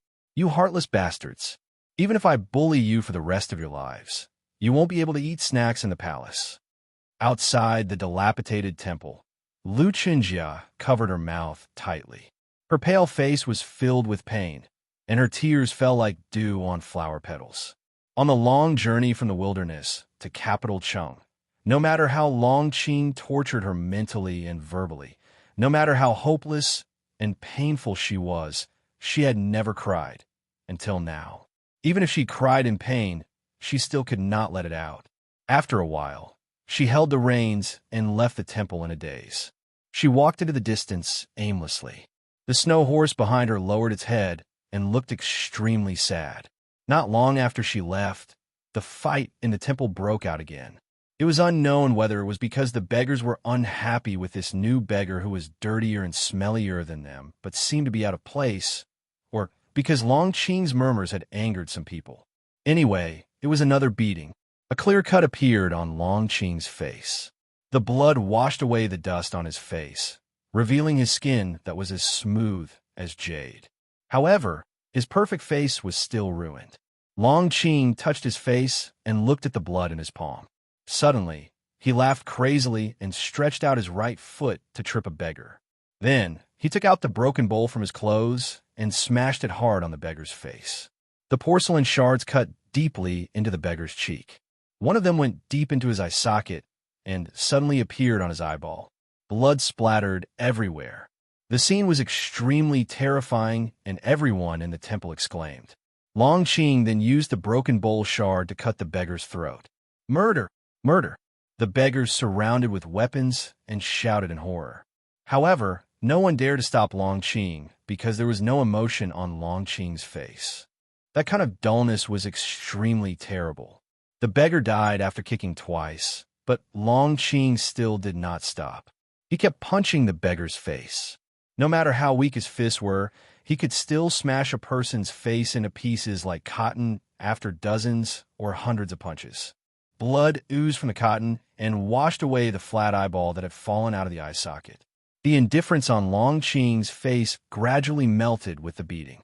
His eyebrows and eyes gradually twisted and turned into a strange expression that seemed to be crying and laughing. There was no light or darkness in his dim eyes. He rode on the dead beggar's body and cried loudly. The steamed bun was frozen hard like a stick. It can only be eaten after being soaked in cabbage soup. Don't you know the original soup is the original food? How can you eat it like that? Why do you have to follow me?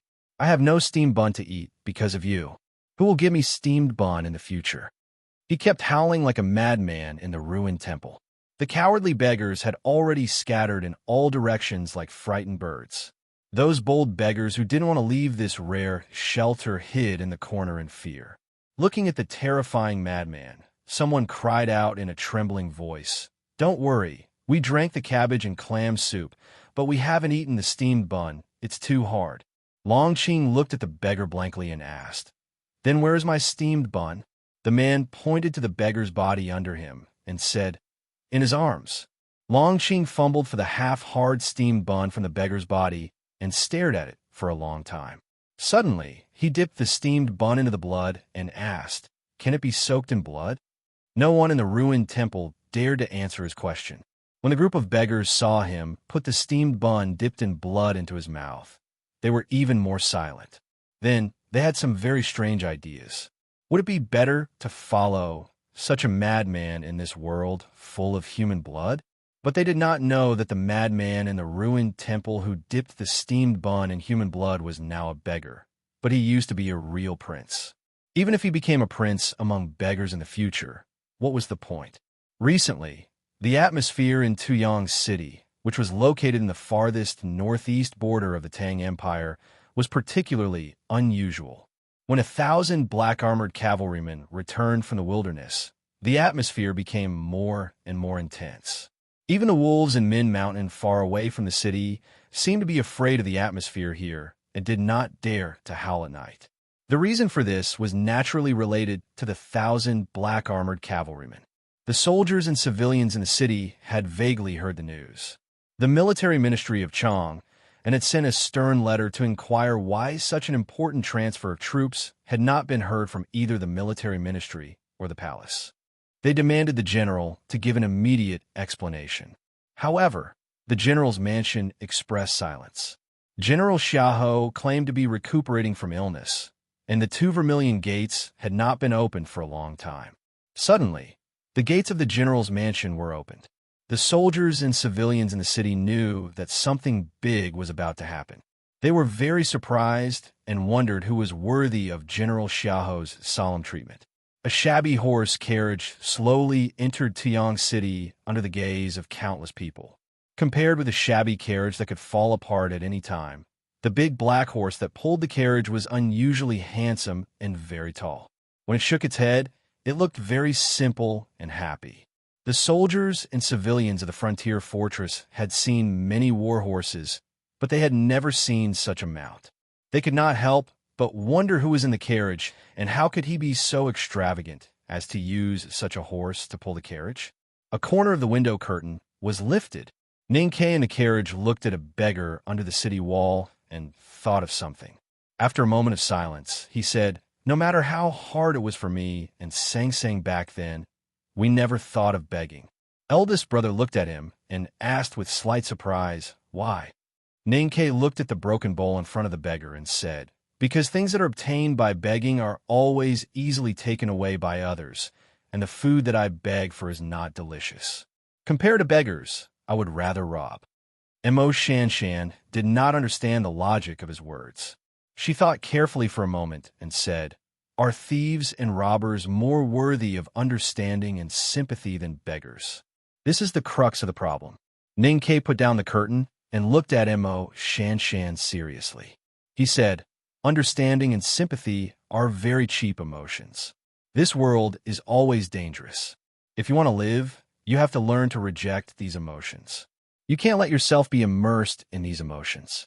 I have always thought that those who pretend to be lonely, pretend to be desperate, cry, hurt themselves and their families, and think that the whole world has wronged them are the trash of the trash." To be continued. If you like this work, please come to vote for me. Your support is my greatest motivation.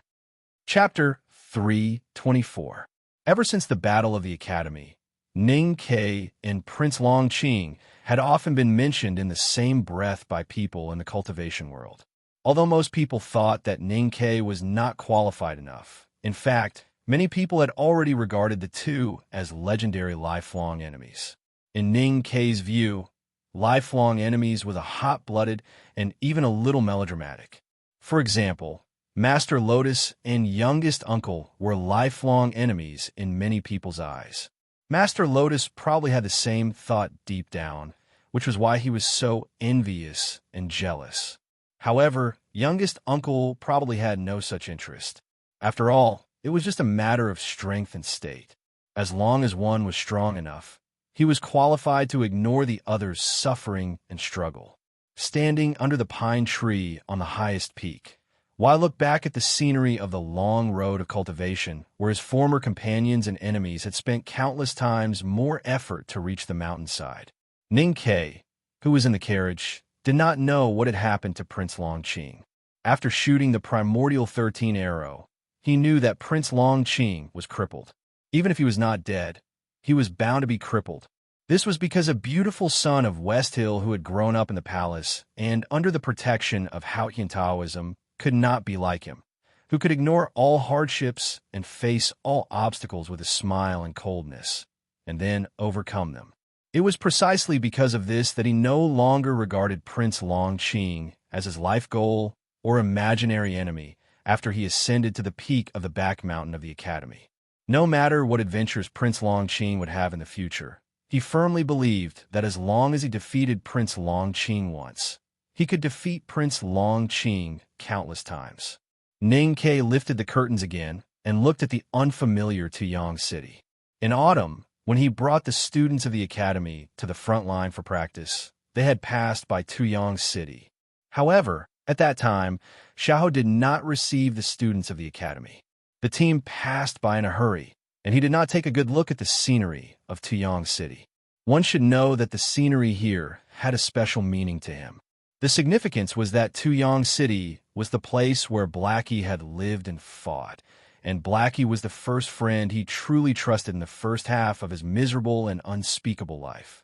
He looked at the half-closed door of the grain store by the roadside, looked at the strange-looking watchtower on the city wall, and remembered the letters he received from afar when he was in the city of Wei. He remembered that Blackie had mentioned these places and what he had done in these places. Darky was already dead. He died in the cool spring rain, under the gray wall opposite the old brush pen shop.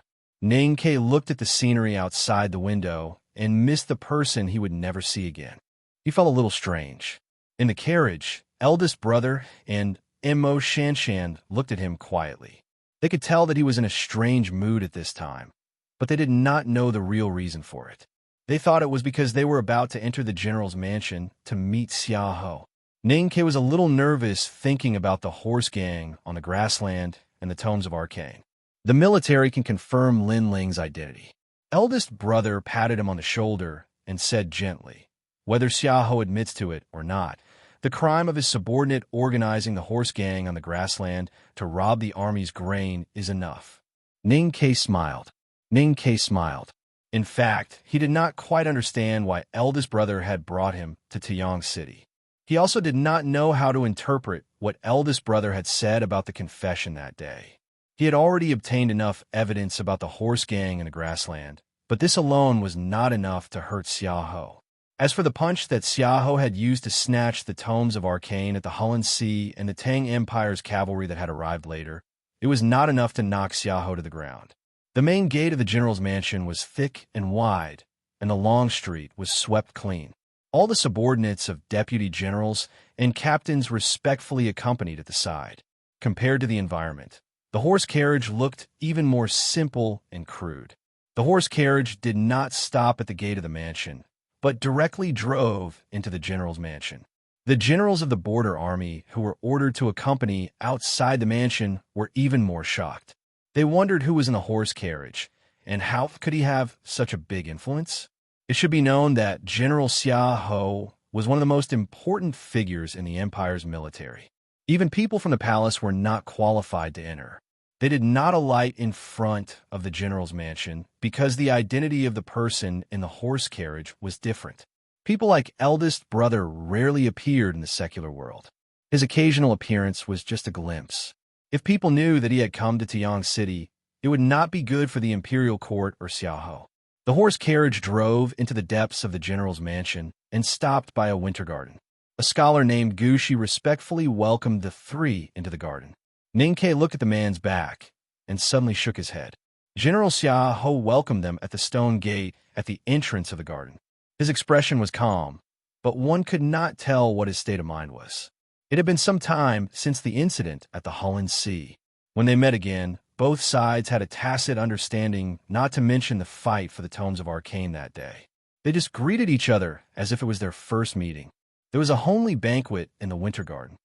There were no cruel and extravagant dishes like the rumored monkey's head, and there were no rumors of General Xiaoho killing a cook to test the guts of his guests. There were only simple dishes and three-colored rice porridge on the black wooden table. Everyone at the table ate in silence, and no one spoke. Ning Ke drank a bowl of rice porridge and picked up the exquisite pickled vegetables with his chopsticks. He drank another bowl of rice porridge and picked up the vegetables with his chopsticks. He picked up the vegetables with his chopsticks for a while and suddenly raised his head to look at Xiaoho at the head of the table. When there was silence, one sentence was like thunder. When there was silence, one look was like lightning. As a guest, it was very rude to look directly at the host. As the youngest brother of the academy, it was a little unreasonable for him to do this when his senior brother was present. So Ning Ke did it because he really wanted to see this person for himself. Eldest brother looked at him strangely, then smiled and lowered his head to eat the porridge. He seemed to think that the porridge was much more interesting than Xiaoho, youngest brother, and the faintly fluctuating aura during the banquet. Mo Shanshan looked up at him, puzzled and worried. Seeing that Ning Ke's expression was normal, she ignored him and looked somewhere else. It was always the ice pond and frost trees in the winter garden. Xiaoho still lowered his head and ate slowly and seriously, as if he could not feel Ning Ke's gaze deeply cutting into his face like two knives. He looked calm and composed. Ning Ke looked at Xiaoho quietly. At this moment, Xiaoho was a completely different person from the middle-aged man at the Hulun Sea. His face was still as cold iron, his eyebrows were still as thick as black silkworms, and his lips were still as red as thick blood. However, his extremely domineering power was all locked in the ordinary clothes on his body, and not a single bit leaked to the world. The seemingly ordinary plain clothes were neither armor nor military uniform, but the imperial clothes that the Tang Emperor had personally draped on him when they discussed military merits. Xiaohou, who wore the imperial clothes, was not only a powerhouse at the peak state of martial arts, but also a bigwig in the secular world, the person with the most power in the imperial military. Ning Ke silently thought that it would be difficult even for the academy to explain to such a bigwig. Xiaohou slowly and seriously ate the porridge in his bowl, even more leisurely than eldest brother. After a long time, he finally finished eating and slowly raised his head. He looked back at Ning Ke's gaze and asked, "Why do you keep looking at me?" Ning Ke smiled and said, "Because the great general is mighty." Of course, no one believed this, but no one was bored enough to expose this excuse, unless second brother suddenly came to Tiang City. Perhaps only then would he be interested in criticizing the hypocrisy and rudeness of both sides. After removing the food and drinks, Xiaohou served the expensive Yinchi black tea. He looked at eldest brother and said, "My sons are all useless trash, so I won't call them out for Mr. First to see." Eldest brother smiled slightly and slowly sipped his tea. When he did not need to speak, he was always unwilling to speak because he knew that others would not like to hear him speak slowly. Xiaohou held the teacup and looked at Mo Shanshan. He said, "Are you the calligraphy addict?" Eldest brother put down the teacup and said with a smile, "Shanshan is now my sister." Xiaohou slightly squinted and seemed a little surprised. He did not understand how this female talisman master from the Great River Kingdom had such a big lucky chance. After a moment of silence, he said, "Congratulations." Mo Shanshan knew that the following conversation in the winter courtyard was related to the internal affairs of the Tang Empire. She stood up and bowed slightly, glanced at Ning Ke again, and then left to feed the big black horse. It was quiet in the winter courtyard. Only the cold wind blew the frost on the branches, making a rustling sound, like arrows brushing past bowstrings, like the mud on the battlefield splashing on hard armor. Xiaohou looked at the tea in the teacup that was as thick as blood and was silent for a long time. He shook his wrist and sent the tea to his lips, drinking it in one gulp. His long robe moved with the wind, looking indescribably heroic and casual, as if he had drunk a cup of double-distilled liquor. The tea went down his throat like blood, and the general's voice became colder and more solemn, like metal and stone. Back then, Mr. Ke killed his way into the front gate with a single sword. The disciples of the Enlightenment doctrine were either dead or escaped. They were all homeless and miserable. However, the Enlightenment doctrine set the rules by force, so the people of the Enlightenment doctrine feared Mr. Ke like a tiger, but never hated him. At that time, I was still young and had just left my teacher's control. Instead, I felt like a fish leaping into the sea and flowers blooming on the other side of the shore. I was so happy, especially when my sister and I went south to the Central Plains. I joined the army in the Tang Empire and met many good friends. Ning Ke did not look at him at this moment, only at the teacup in front of him. The black tea in the teacup reminded him of many old things, the stone lion and the blood. He was thinking about the general's mansion in the general's mansion, and then he was awakened by the sound of metal and stone. He frowned slightly. He did not expect Xiaohou to admit that he was from the devil's doctrine right from the start. The world calls the Enlightenment doctrine the devil's doctrine, and I am the so-called remnant of the devil's doctrine. Mr. First is the core disciple of the headmaster of the academy, so he does not care. However, the world does not think so. After my sister entered Chang, and I guarded the borders for the empire and accumulated merits to become a general.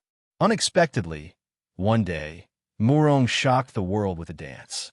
Her identity as the saintess was exposed, and the West Hill Divine Palace took this opportunity to make a big fuss. On one hand, the hierarch Lord sent a letter to the imperial court, and, on the other hand, the three great divine priests went to Min Mountain to pressure me. Xiaohou looked indifferently at the black tea in the teacup. After a moment of silence, he said, "At that time, I always hoped that the imperial court would protect me, or that the headmaster of the academy would say something. However, the imperial court did not respond, and the headmaster of the academy did not say anything. In order not to let the West Hill Divine Palace implicate the woman in Chong, and because of my identity as the Devil's Doctrine, I had to kill Morone, betray the Enlightenment Doctrine, become a visiting professor of the Divine Hall, and become a dog of Hao Yin. Thank you for your support. There is nothing else to say. I will work hard to write, and there will be another chapter tonight. I will finish my private affairs tomorrow. At the end of the month, the 26th is a Saturday. In the other 6 days, I will work hard to write and update. I will make everyone feel that it is a sci-fi drama, and all of you who voted for the General Knight this month will feel that it was worth it. Thank you, everyone. Please continue to support me. I will go and run some affairs first. See you tonight. To be continued. If you like this work, please come Chidian. Come to vote for me. Your support is my biggest motivation. Chapter 325. At this point, the most powerful man in the world raised his head and looked at the eldest brother by the table. He said slowly, "May I ask, Mr. First, if you were in my situation, what would you do?" The eldest brother did not remain silent, nor did he smile. He only looked at a tree in the winter courtyard quietly, as if he was recalling his own story from many years ago. He said, "If it were me, I would probably kill as many people as I could." Upon hearing his answer, Xiaohou laughed out loud. "Ha ha, Mr. First is such a person, and you have the headmaster of the academy behind you. Who in this world would dare to disrespect you?" Suddenly, his expression turned serious, and he said in a cold voice, "But I'm just a surviving member of the Devil's Doctrine whose sect has been destroyed. I'm just a stray dog. It seems that changing to another house to be a dog is the only choice. However, being a dog is also a very difficult thing." Xiaohou retracted his gaze and slowly tapped the table with his steady and powerful fingers. He said, "Because every dog has a master, and I'm a dog that seems strong enough to bite people everywhere, but I still don't know who my master is. I am a visiting professor of the West Hill Divine Palace, and I am also the general of the Tang Empire. I can't betray the interests of the Empire to the Divine Hall, nor can I betray the Divine Hall to the Empire. Then what benefits can a dog like me bring to the Divine Hall and the Empire? I can only continue to kill and conquer more and more territory for the Tang Empire and destroy more and more enemies. Only then will His Majesty not suspect me. At the same time, I have to secretly listen to the orders of the Divine Hall and help them deal with things that are inconvenient to deal with within the Empire. Only then will they continue to trust me. These days are really depressing. His Majesty still refuses to fully trust me, and the Divine Hall is very wary of me. And once a disciple of the Enlightenment Doctrine like Tang comes out, the first thing he does is to kill me. I'm a traitor. From the moment I left the mountain gate, I was a traitor. From this side of the river to the other side, to this side, and to the other side. This isn't a change between light and darkness. In fact, it's just a remnant of darkness, struggling at death's door under the illumination of light, looking for a chance of survival and hope. However, sometimes I also think that death isn't scary. What's scary is the past that you carry on your back, the past that you don't want others to know about. If you carry it for too long, it will grow on your body and your heart. No matter what you do, you can't make it lighter. Don't even think about pulling it out from your body. But the world is always moving forward. His Majesty sent the Academy to the frontier fortress to practice. Obviously, he doesn't want to use me anymore. And if a dog is useless, it can be killed at any time. It took me a lot of effort to live in the Central Plains for so many years and sit in this position. I don't want to be killed. How not to be killed? Unless you don't want to be a dog. How can you not be a dog, but the owner of a dog? You have to have power. Many people say that I am the most powerful man in the world, but you and I both know very well that this kind of power cannot transcend the mortal world. It still exists in the world, so there will always be a rope around my neck. So I want to get that Tomes of Arcane, because I want to have power beyond this world. I want to break that rope, and from then on, I don't have to repeatedly struggle on the two sides of the river. I can get real freedom.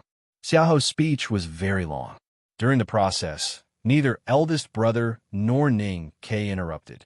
They just listened quietly, listening to the vague history, listening to the hidden hatred and unwillingness in the calm narration of the Empire's general, and listening to the secrets that not many people in the world knew. Eldest brother looked at him and asked gently, "Why do you say this to us?"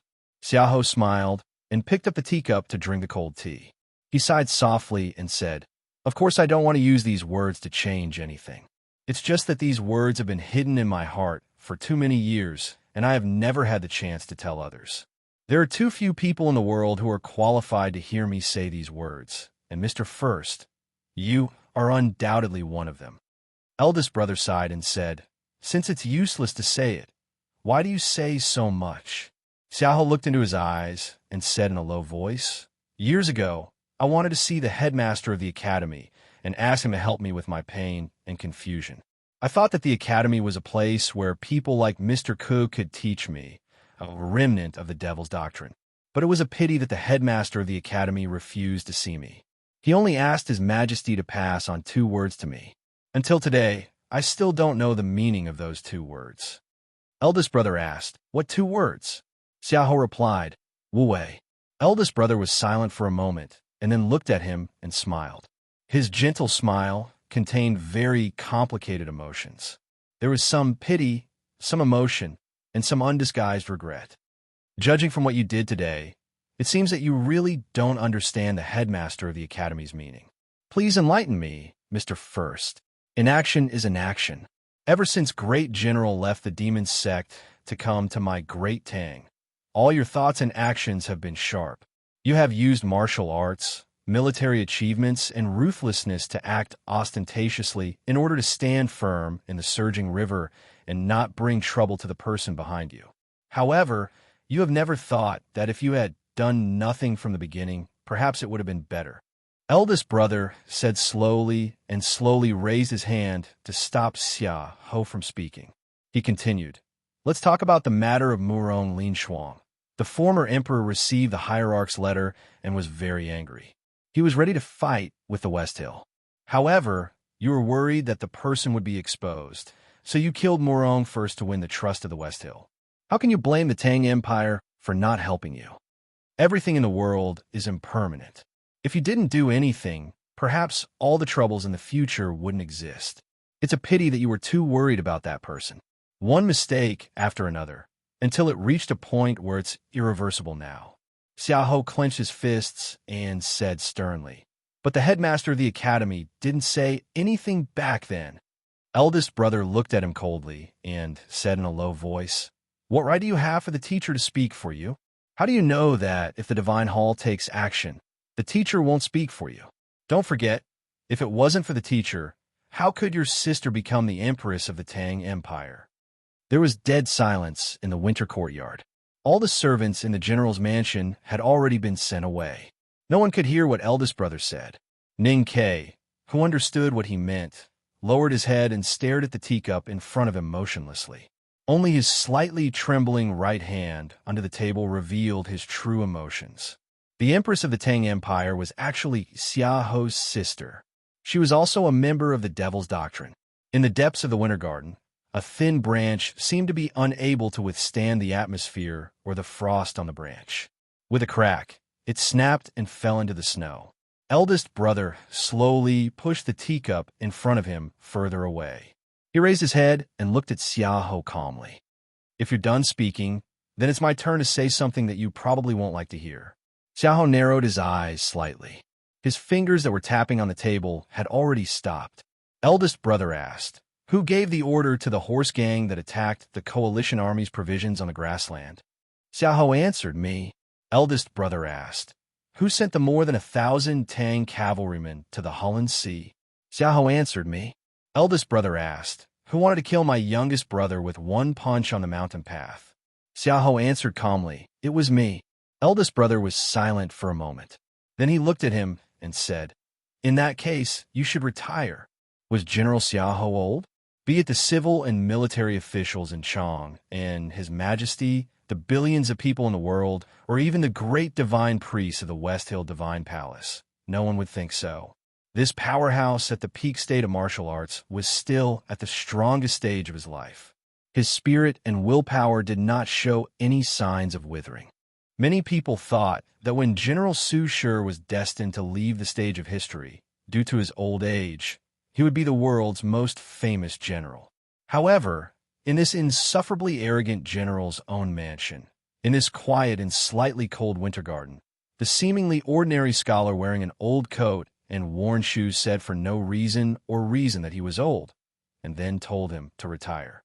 When this sentence came out of eldest brother's mouth, countless layers of lead-colored winter clouds gathered and came to the sky above Tuyang City. Layers of clouds covered the winter garden. The sky was extremely dim, and the trees in the garden showed their old age. Xiaohou squinted at eldest brother. After answering many questions, he only asked one question. Does Mr. First want to interfere in the court affairs? Everyone in the Tang Empire who was qualified to know about the back of the mountain of the academy knew that the academy was strictly prohibited from interfering in the court affairs. This was the iron rule set by the headmaster of the academy and all the disciples in the back of the mountain. Without this iron rule, neither the teachers in the academy nor His Majesty in the palace would know who was the master of the Tang Empire. Although many people in the secular world had never heard of the headmaster of the academy's name, no one in the world dared to disobey the headmaster of the academy's words. To be more precise, those royal officials, Taoist priests, and monks who knew who the headmaster of the academy were, never dared to disobey the headmaster of the academy's will. The Peach Mountain where the West Hill Divine Palace was located had become bald in a day.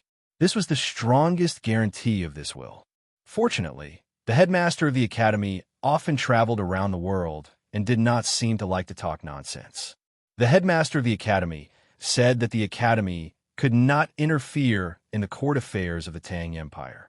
Then the academy that had trained countless courtiers and was the most qualified to interfere in the court affairs had never interfered in the court affairs of the Tang Empire. The people in the back of the mountain were no exception. Today, eldest brother wanted Xiaohou, the great general of the Tang Empire, to retire. Was this considered interfering in the court affairs? As a general of the Tang Empire, Xiaohou was able to respond calmly in the face of the academy's pressure. He was indeed a top powerhouse in the world. He had confidence and power that was beyond the reach of the common people. This kind of strength was awe-inspiring. However, eldest brother destroyed all of Xiaohou's strength with just one sentence. The headmaster of the academy did not allow the academy to interfere in the court affairs because he always thought that the court affairs were trivial and cultivators should stay away from them as much as possible. The turmoil of the Tang Empire, or even its destruction, would not make him blink.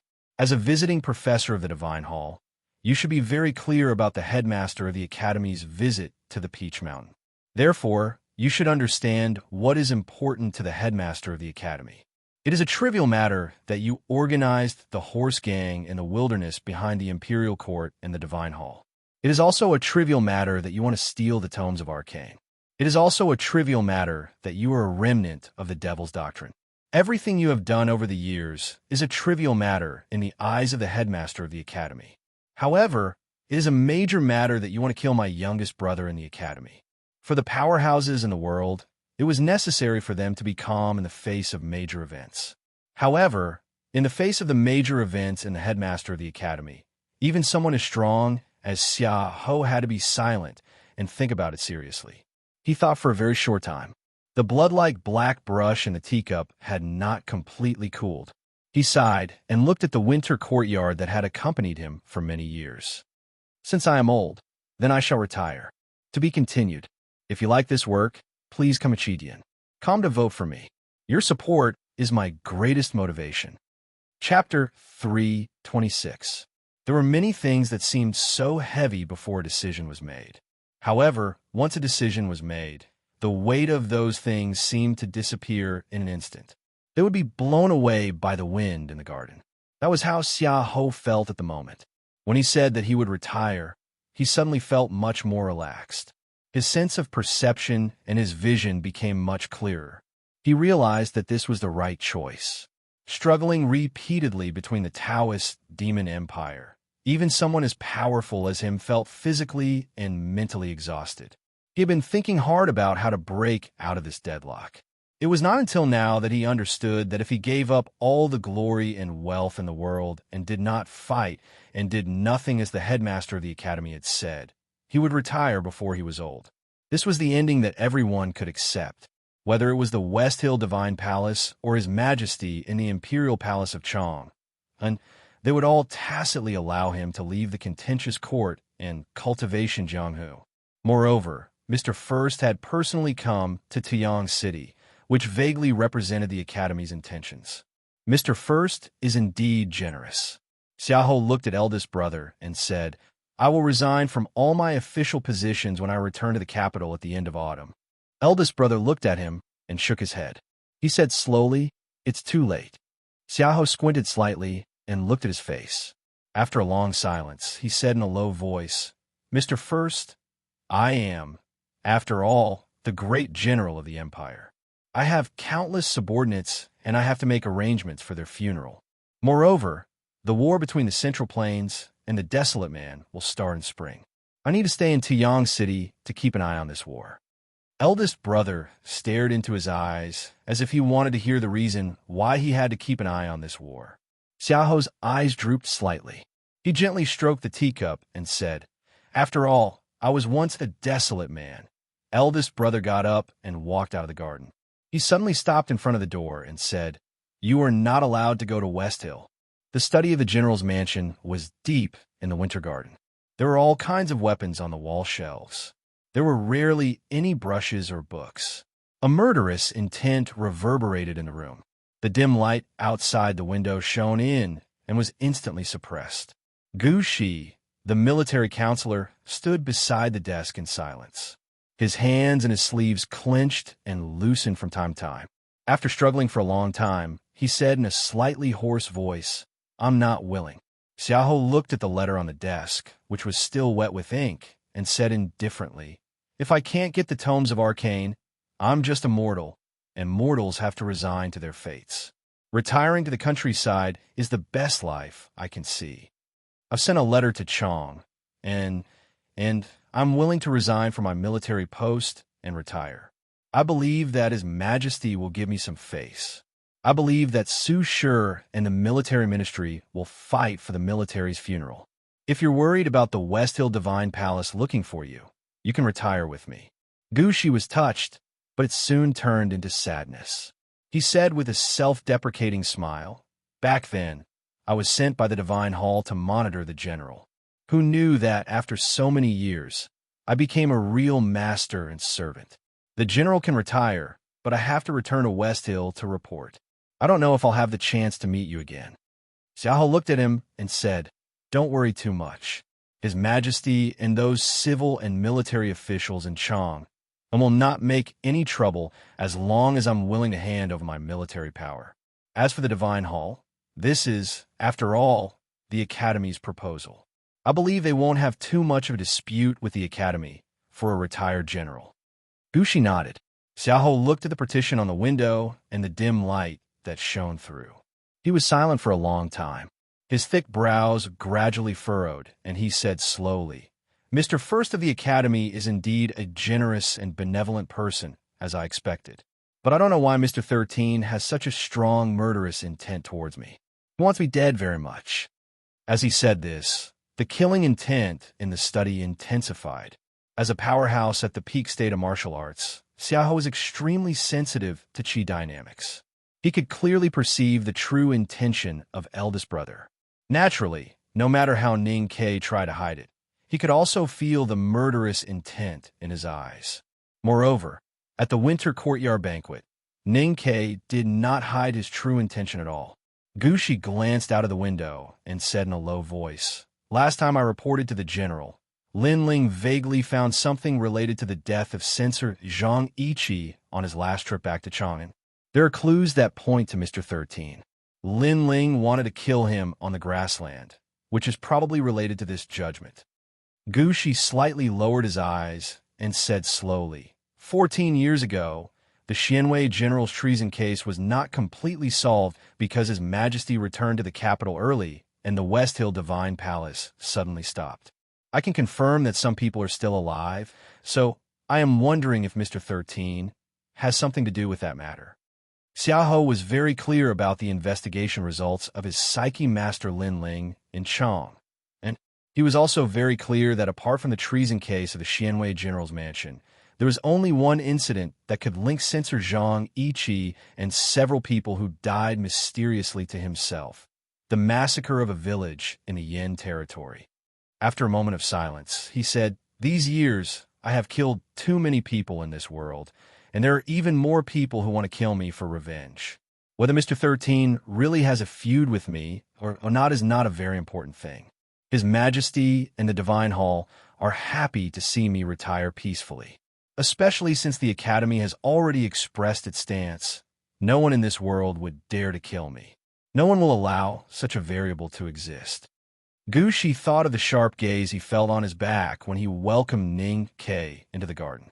After a long period of silence, he said in a low voice, "That Mr. 13 is strange. We should at least check it out."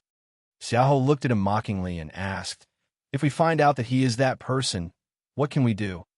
Gu Shi said, "Even if the imperial court does not care about this matter, there will always be a way to solve it." Xiaoho said indifferently, "Lin Ling tried to kill him on the grassland. Although I did not know it beforehand, this time is my fault. I tried to kill him for the tomes of Arcane by the Hullen Sea. This is the second time. Do you really think that the Academy will give me a third chance to kill the core disciple of the headmaster of the Academy?" After a moment of silence, Gu Shi said, "Maybe there will be countless times. The Imperial Court and the Academy can't always count it on the general. That is very unreasonable." Xiaoho looked at him silently and did not speak. Ning Ke stood by the window and looked at the snow trees in the garden. He thought about how such a beautiful garden could be built in such a remote frontier fortress like Tiang City. He really did not know how much of the military funds allocated by the Imperial Court to the Northeast Border Military had been embezzled by Xiaoho. He also did not know whether the gold and silver that the West Hill Divine Palace gave him had also been turned into the rockery in the garden. When he thought about these things, his expression was very calm. But in fact, his mind was still stuck on the conversation in the winter courtyard. The shock brought by those secrets could not be eliminated in a short time. Xiaoho, the remnant of the Devil's Doctrine, became a powerful general in the Tang Empire and a visiting professor of the West Hill Divine Palace. He was willing to be a dog of the Divine Hall and kill innocent people in Chong and City and the Yin territory. All of this was to hide the identity of his sister.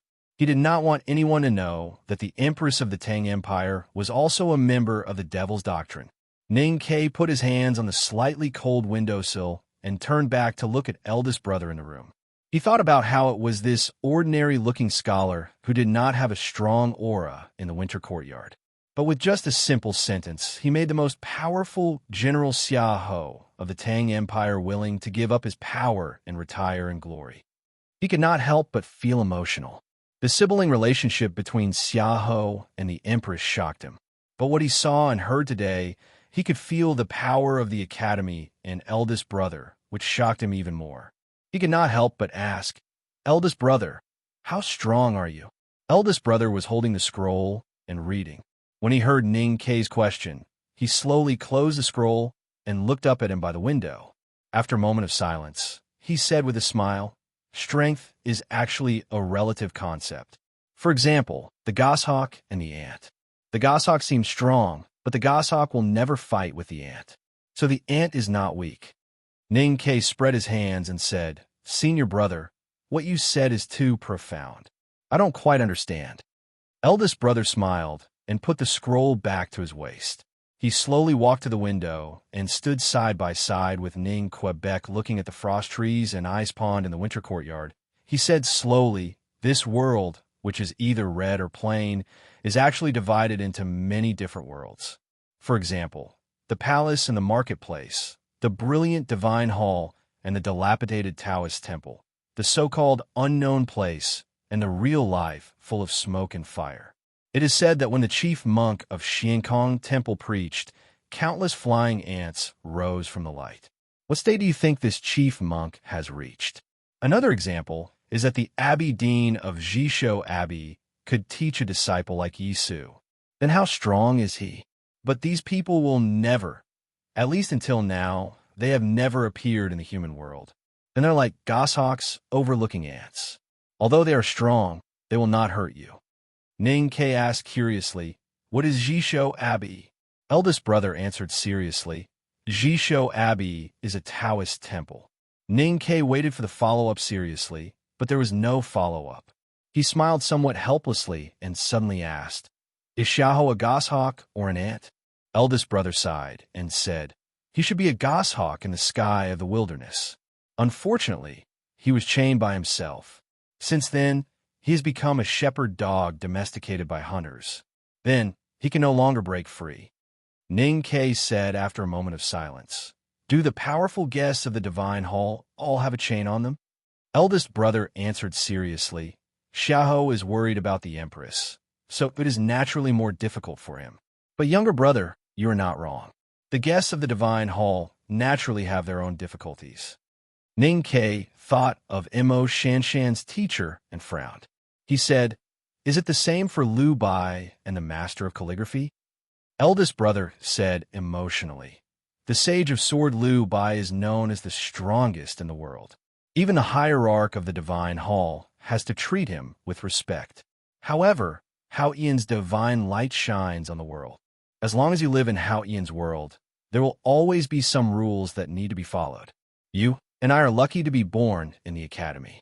We are relatively freer and happier."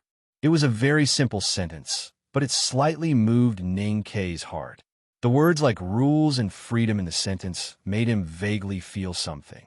Especially the last sentence about being born in the academy. It was relatively freer and happier. It made him have many thoughts. There's one more chapter. It will probably be later. I will go out and have a bowl of porridge now. Recently, I have been busy writing in that personal matter. I'm a little angry and feel uncomfortable. Alas. To be continued. If you like this work, please come to Chidian. Come to vote for me. Your support is my biggest motivation. You're tuning in to the Warrior Lore YouTube channel. Don't forget to subscribe and join us on this journey to catch the most captivating stories.